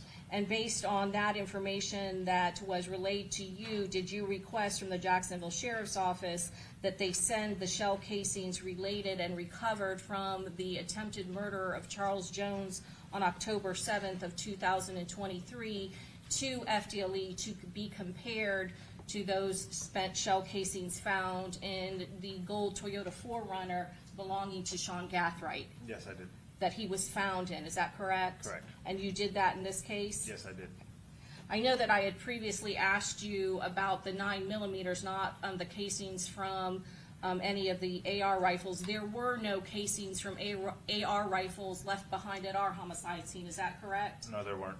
You said that you had sent 30 of the 31 shell casings to ATF for DNA testing, is that correct? The pistol 9mm, yes. Were they able to get any DNA off of the 30 shell casings that you sent to ATF? No, they weren't. And you kept one to be ballistically compared if there were any items of evidence that may be recovered that were related to that, is that correct? Correct. At some point after the investigation and the search warrant of the gold Toyota 4Runner, was there then probable cause developed by the Jacksonville Sheriff's Office to then do a search warrant at that Victoria Lakes Drive, the home of Sean Gathright? Yes. When did that search warrant occur? That occurred in the evening of June 27th, 2024, so the day after the traffic stop. And again, was there, you alerted after the search warrant that was executed by the Jacksonville Sheriff's Office as to items of evidence that were relevant to this homicide case here in Tampa that were found at SeanGathright's house? Yes. Okay. And what items of evidence was relevant to this case that you asked Jacksonville Sheriff's Office to maintain so that it could be used in this trial? Yes, so in Sean Gathright's house, the Jacksonville Sheriff's Office found in a safe inside the house 2 rifles. One of them was equipped with a brass catcher, or the bag that catches the rifle, a brass. Before you go on, are you familiar with a brass catcher?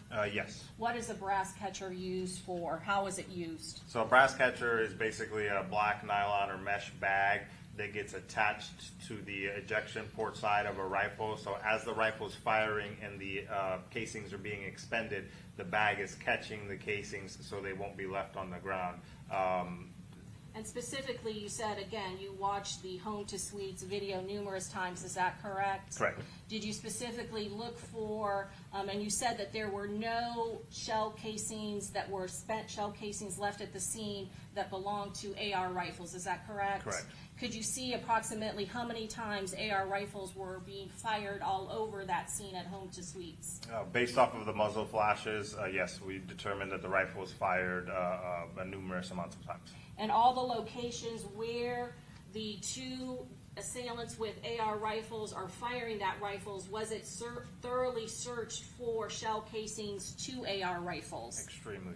And when AR rifles are being fired, do they automatically eject spent shell casings as those bullets are being fired out of the AR rifles? Yes, they do. No AR rifle shell casings left anywhere on that scene, is that correct? Correct. And based on that and reviewing the video footage, were you specifically looking for brass catchers? Yes. And in the Home to Suites video footage, can you see brass catchers attached to one of those AR rifles? Yes. And is that why you specifically are asking and having Jacksonville Sheriff's Office notify you in case any of those items are collected? Correct. Okay, I stopped you. I think that was one of the first items that you said were located. There were two AR rifles in the safe, is that correct? One of which had a brass catcher, is that correct? Correct.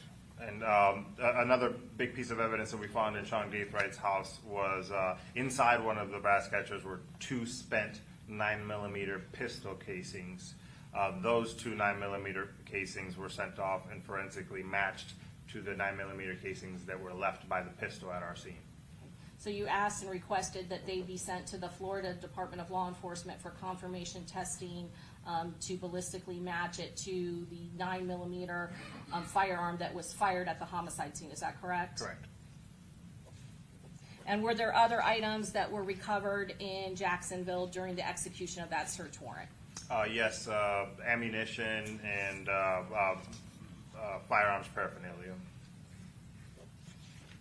At some point on June 28th of 2024, did you make contact with Isaiah Chance? Yes. When did you make contact with him? Approximately 1 a.m. on June 28th, 2024. And why did you make contact with him? To attempt an interview Where did you make contact with him? at the Jacksonville Sheriff's Office Police Department headquarters in their downtown area.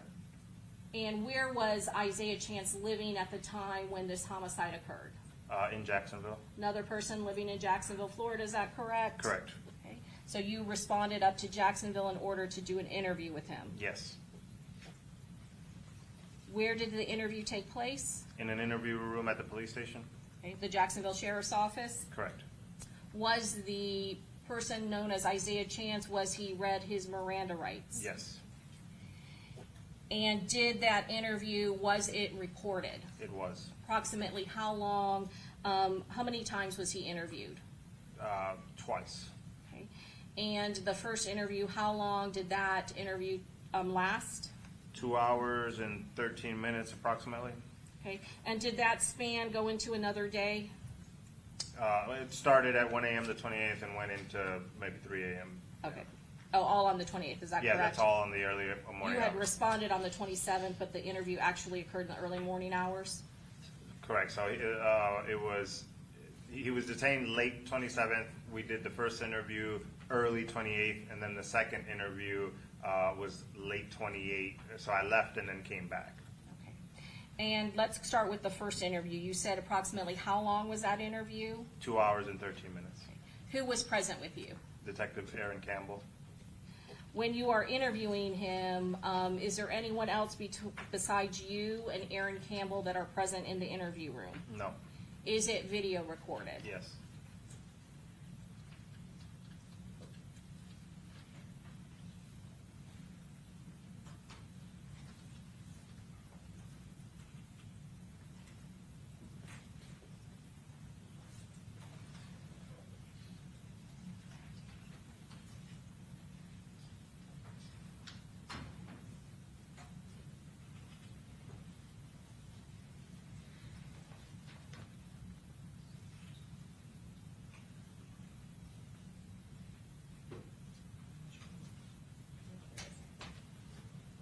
And at this time, we would introduce into evidence States Exhibit 128 through E.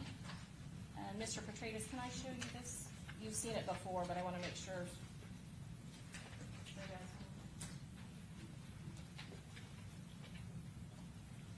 At this time, we would introduce into evidence States Exhibit 128 through E. Any objection? No objection? Okay, Okay, admitted.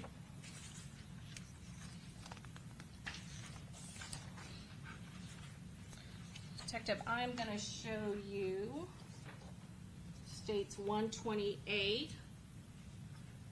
What is this a photograph of?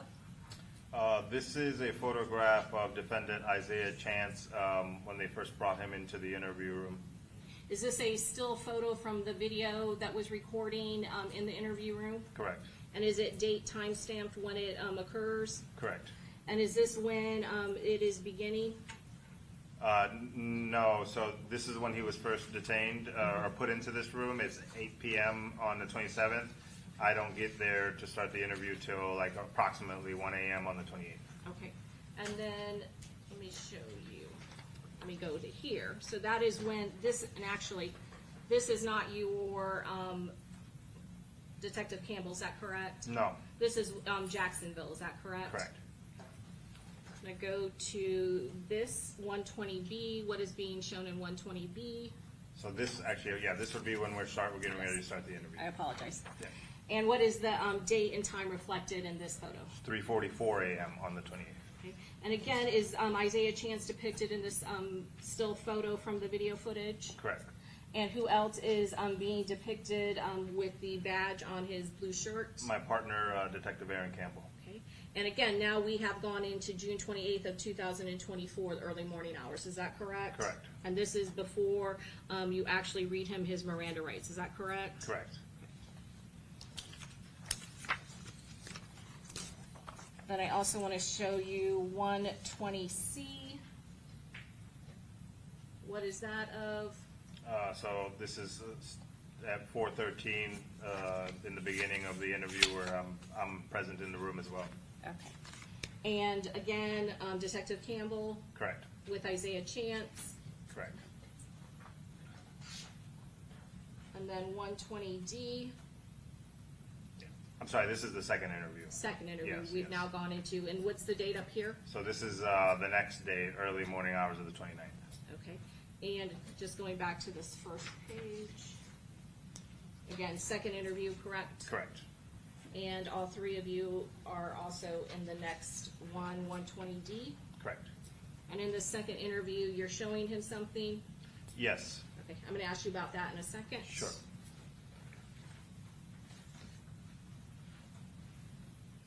And then 120E. Yeah, this is, that interview was a lot shorter. This is towards the end of the second interview. So there were 2 times, 2 dates that you made contact with Isaiah Chance, is that correct? Correct. Is Isaiah Chance, is he present in the courtroom today? He is. Can you please describe and point him out and tell us what he's wearing? Yes, he's the gentleman in the back row wearing a turtleneck and a gray jacket. Your Honor, may the record reflect that he's identified Isaiah Chance. The record shall so reflect. Now, you said the first interview that took place on June 28th lasted about 2 hours and 13 minutes, is that correct? Correct. You read him Miranda. I did. Can you tell the jury what the Miranda rights are? Yeah, so the Miranda rights are constitutional rights. You have the right to remain silent.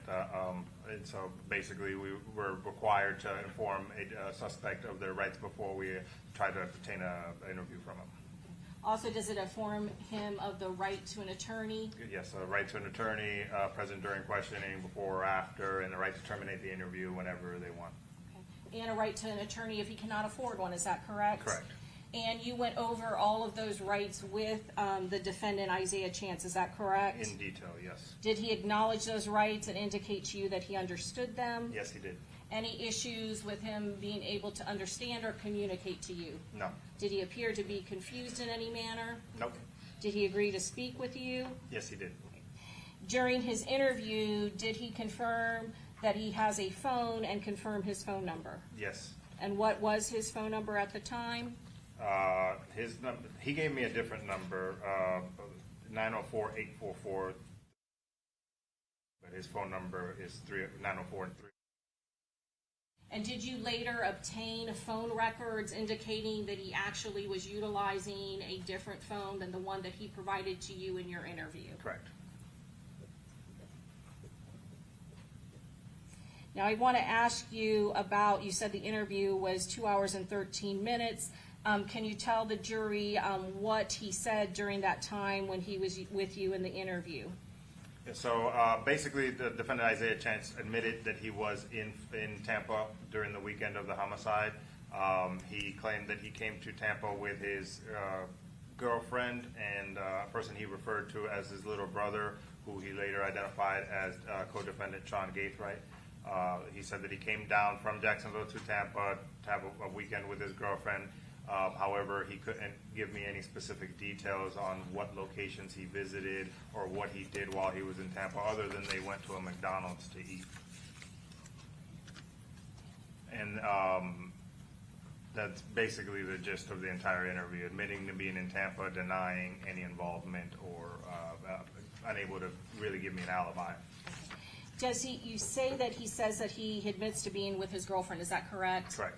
Was Alicia Andrews, was she also brought to the Jacksonville Sheriff's Office on that day? Correct. Did you also end up interviewing her on that day? I did. Was that also recorded? Yes. Okay.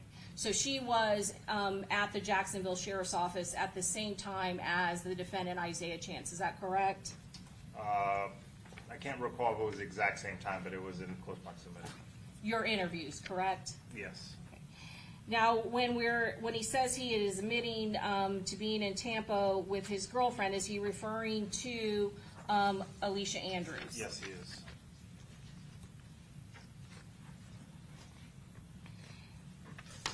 You said that he gave you a specific location where he ate, is that correct? Yes.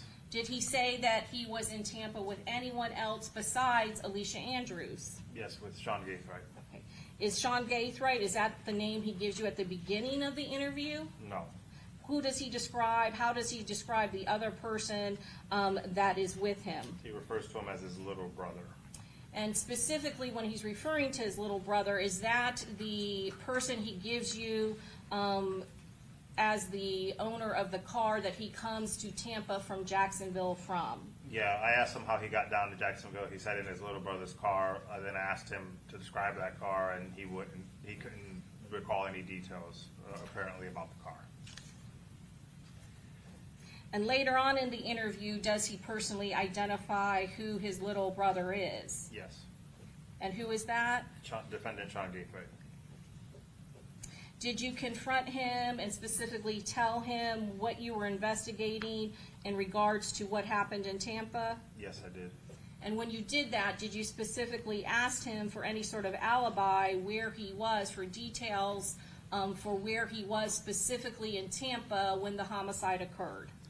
Correct. I asked him. He was unable to give me any specific details. He did say that he went to an A club and spoke to a bouncer, however, decided not to go inside after the bouncer told him the price.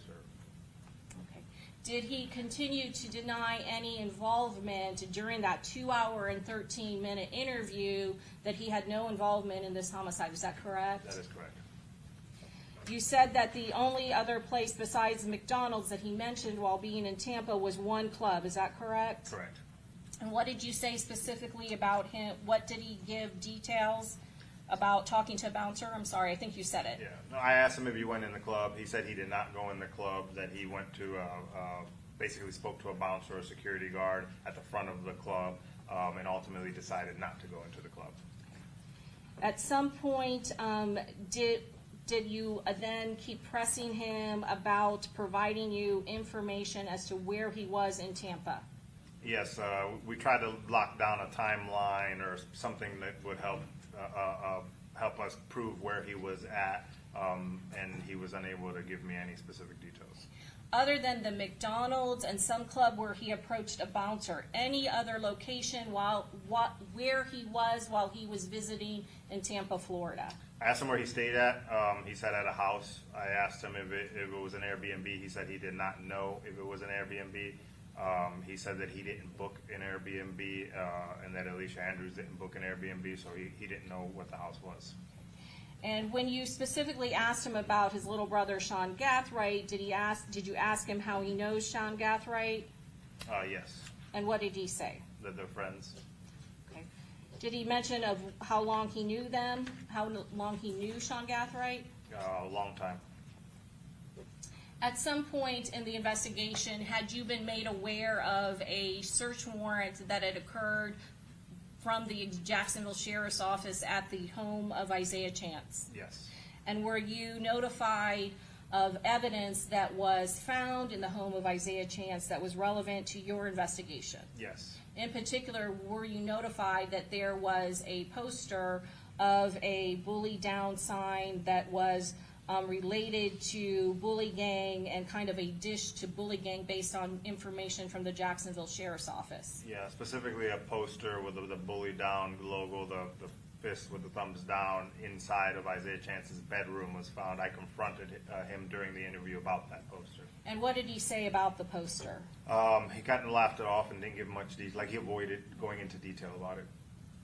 Did you specifically ask him about the victim in this case, Julio Foolio, and his knowledge of Julio Foolio? Yes, I did. And what did he say when you asked him about the victim, Charles Jones, and Julio Foolio? He acknowledged that he knew who Mr. Jones was, and claimed that they were cordial. They weren't friends, but they were cordial. Tried to suggest that there were no ill feelings between him and the victim in this case? Yeah, he specifically referenced Spaces conversations on Twitter that would prove that him and Mr. Jones are cordial. So he admitted to you that he did have contact with the victim on social media, is that correct? That is correct. And going back to your statement about the bouncers, was there video footage that was collected by yourself and others, other detectives from the Tampa Police Department, of two clubs that the victim had gone to while here in Tampa on June 22nd, going into June 23rd of 2024? Yes. That was, what two clubs were those? That was Teaser's Gentleman Club on Nebraska and the after party at Truth 18 on Bush Boulevard.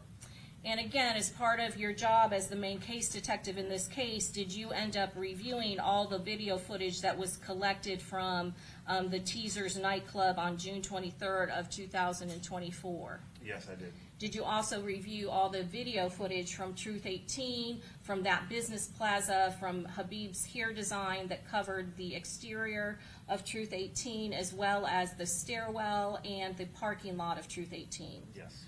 And was there any video footage of a silver Chevy Cruze and a black Chevy Impala that was located at both of those clubs, showing both of those vehicles at that club? Yes. And during the time frame, the silver Chevy Cruze, was that shown at both locations? Yes. And at both of those clubs, were there two individuals, a male and a female, that gets out at both of those clubs? Yes. And looking at the entirety of the video footage, let's start with Teasers and the front door. Is the front door of Teasers the entryway into Teasers where there is security? Is that depicted in the video footage that you collected? Yes, it is. And do you see when a silver Chevy Cruze gets there and parks and two people get out? Yes, I do. And during that same time, do you look at the corresponding camera of the front door? Yes. Does either the male or the female that gets out of the silver Chevy Cruze ever approach anyone at the front door security at that club? No, they don't. Going again to Truth 18 that is located on the second floor, again, does the silver Chevy Cruze appear to go to Truth 18 shortly after the victim's party, his cars, and his entourage arrive at that location? Yes. Again, same question. Is there anyone that gets out of the silver Chevy Cruze, male and female? Yes. Appear to be the same male and female that get out of the silver Chevy Cruze at Teasers? Yes, same Do they ever approach the front door or the second floor of Truth 18 where they are on scene at that location at the same time of the victim? They don't go anywhere near the front door. No conversations with anybody coming out of that club? No.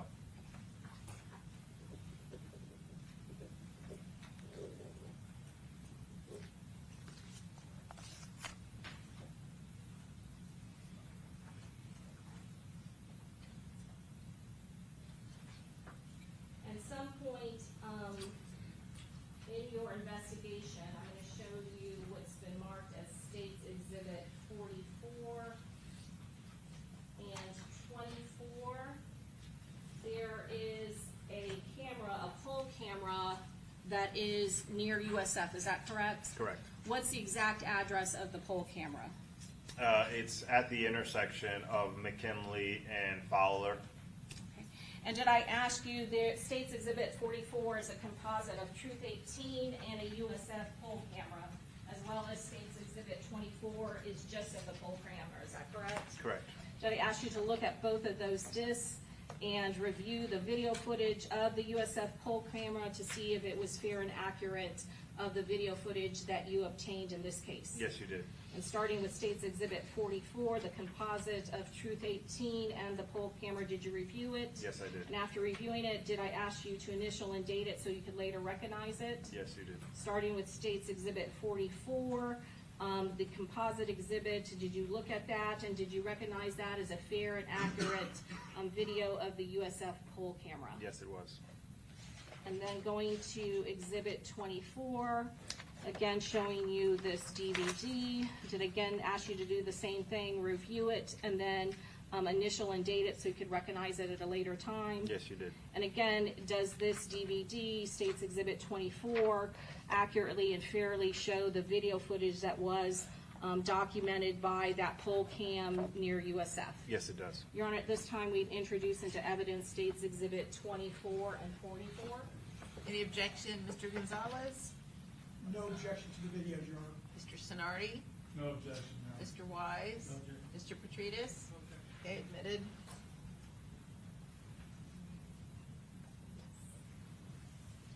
And so we're gonna start with,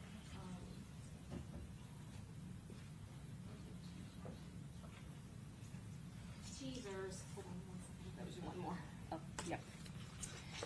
Detective, did you also obtain video footage from teasers, is that correct? Yes, I did. And again, I'm gonna show you State's Exhibit 41A through C. Did I ask you to review that before today and be able to sign and initial it? Yes, you did. So you could later recognize it, is that your initials? Yes. And again, State's Exhibit 41A through C, is that fair and accurate video footage that was obtained from the Teasers nightclub? Yes, it was. Your Honor, we also introduced into evidence State's Exhibit 41A through C. Any objection? No objection. Mr. Sonardi? No objection. Mr. Wise? No Mr. Petridis? Admitted. Detective Ramos, you yourself viewed the video footage at Teasers, is that correct? Yes, I did. And is there a date and time stamp on the Teasers video footage? Yes, there is. And did you review the Teasers video footage for accuracy? Yes, I did. And was that video, the date and timestamp, was that accurate? The date was accurate. The timestamp was approximately 7 minutes and 23 seconds slow. And how do you verify and confirm the accuracy of the timestamp? So what I would do is go on to time.gov, which is the government's official website where you can see the correct time and compare it to the live view timestamp and calculate the difference that it's off by. Okay. And again, how off was the timestamp from the Teasers video? Approximately 7 minutes and 23 seconds slow. Where are the cameras located at the Teasers nightclub? They actually have cameras around the whole building, so we got several angles, a couple at the front to capture the south side of the building.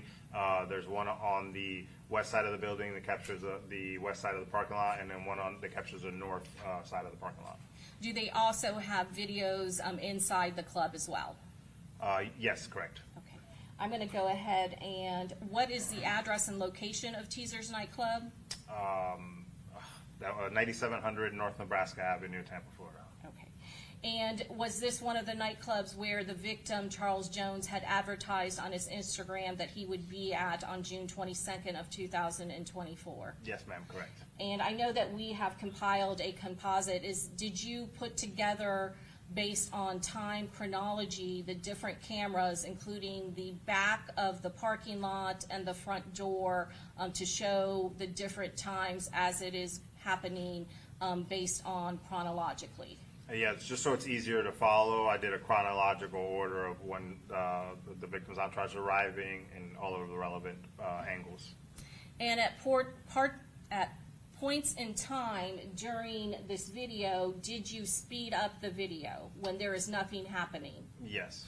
Other than speeding up the video, did you alter or change or edit the video in any way? No.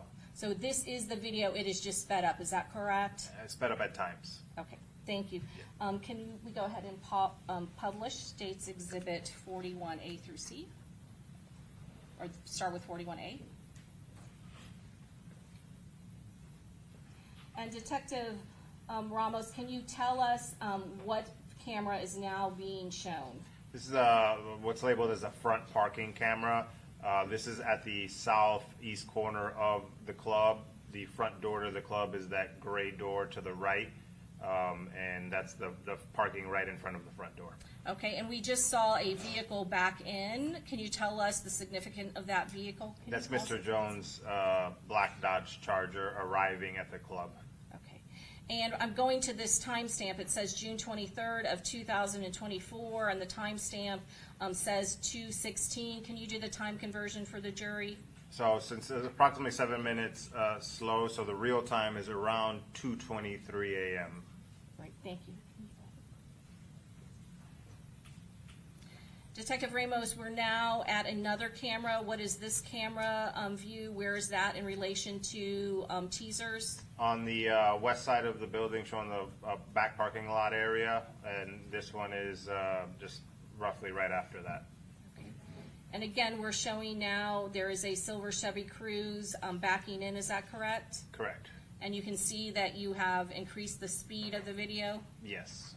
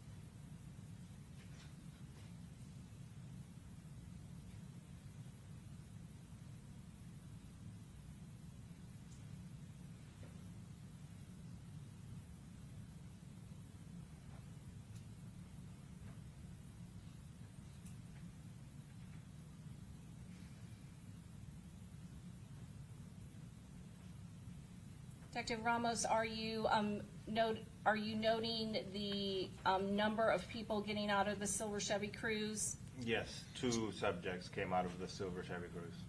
And do you try to track those 2 individuals in both cameras? Yes. And the timestamp now is 2:20. Again, you have to do a calculation for real time. Approximately 2:27, 2:28. Can you pause it there? And sir, based on reviewing this video in relevance to your investigation, do you make notes about the 2 individuals coming out of the silver Chevy Cruze? Yes. And what is of significance to you in order to determine to later determine their identities? Specifically the female is wearing a light blue jean jacket that later she was wearing that same jacket during her interview. So the investigation, all the details were able to lead us to who they were. Okay, and let's start with, you're able to tell at least one is a female, is that correct? Correct. At some point, can you see her hair in a ponytail? Yes. Okay. And the second individual, is he male or female? Male. And does he appear to be taller than the female? Yes. And what do you note about his size and body type? Tall, skinny, kind of lanky, male subject. Okay.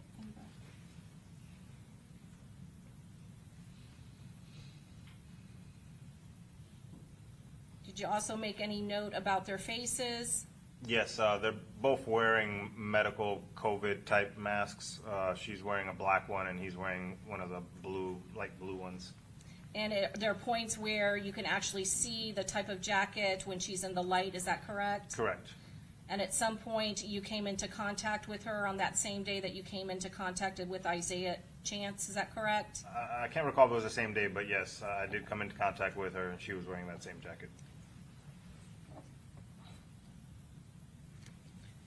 And now, again, we're back at the front door, and what is the time?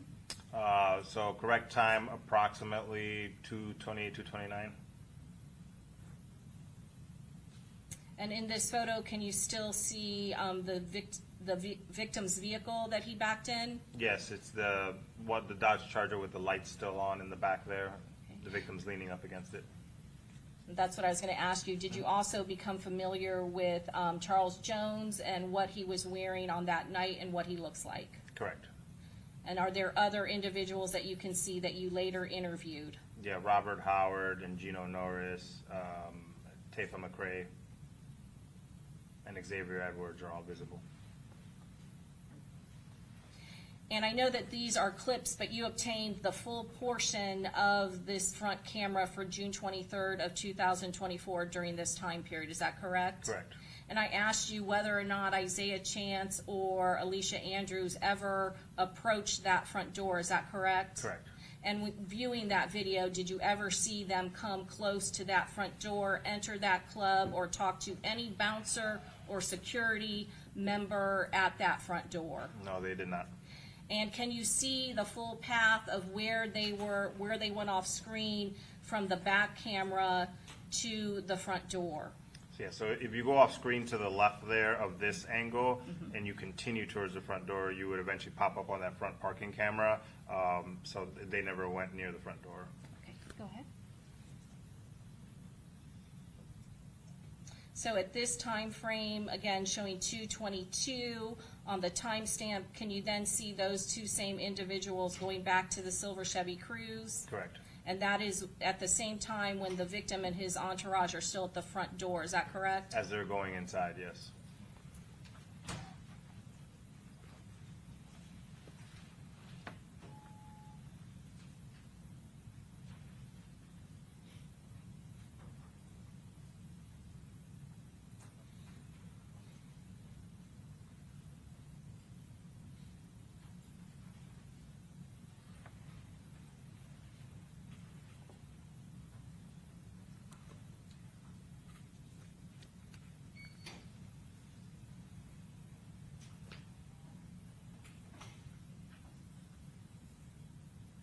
During this portion of the video, have you ever seen the black Chevy Impala in this parking lot or near the scene yet?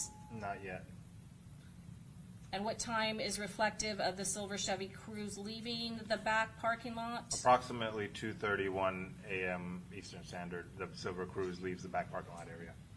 And then again, we now go back to the front camera, is that correct? Yeah, now we're fast forward to when the victim's leaving the club. The approximate time is 2:54 a.m.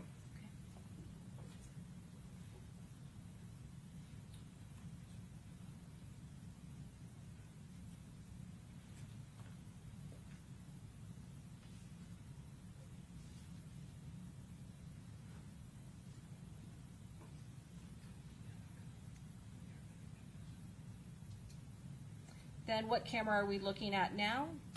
This is what's labeled the side parking, but it's the north side of the building. Again, of teasers, is that correct? Correct. And what time is reflected after you do the calculation? Right around that same time, 2:54, as the victim's coming out of the club. And then what are we seeing? This is the suspect, black Chevy Impala, arriving into the parking lot. And is that the first time that you detect the black Chevy Impala? On camera here, yes, correct. And is that after the Silver Chevy Cruise has left this parking lot? Correct. And again, now are we seeing the back parking lot where the Silver Chevy Cruise once was parked? Correct.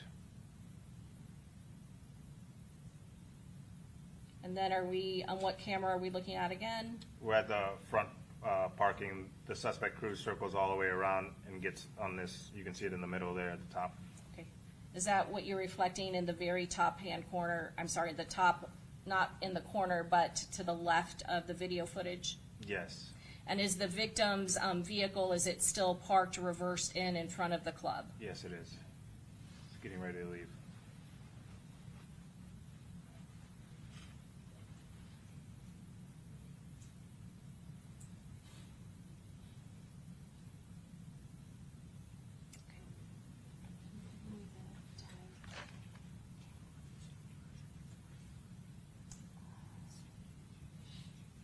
Yep.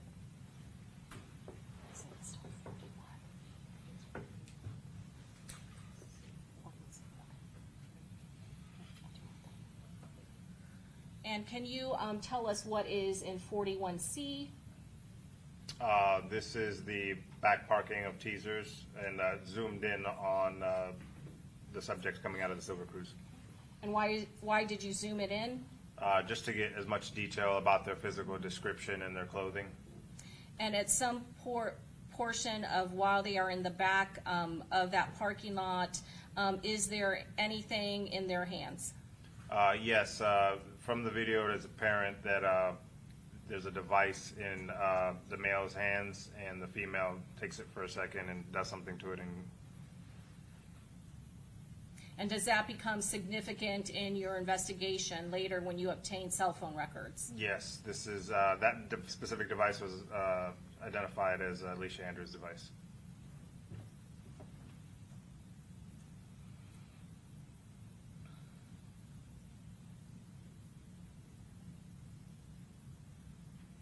And are you noting the time when there appears to be use of the cell phone based on the calculations that you do after you adjust for real time?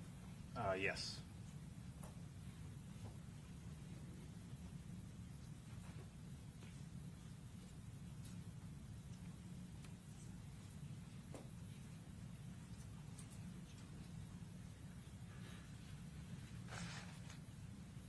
So again, is this again just the zoomed up portion, focusing in on the two individuals that came from the Silver Chevy Cruise and then walking back? Correct.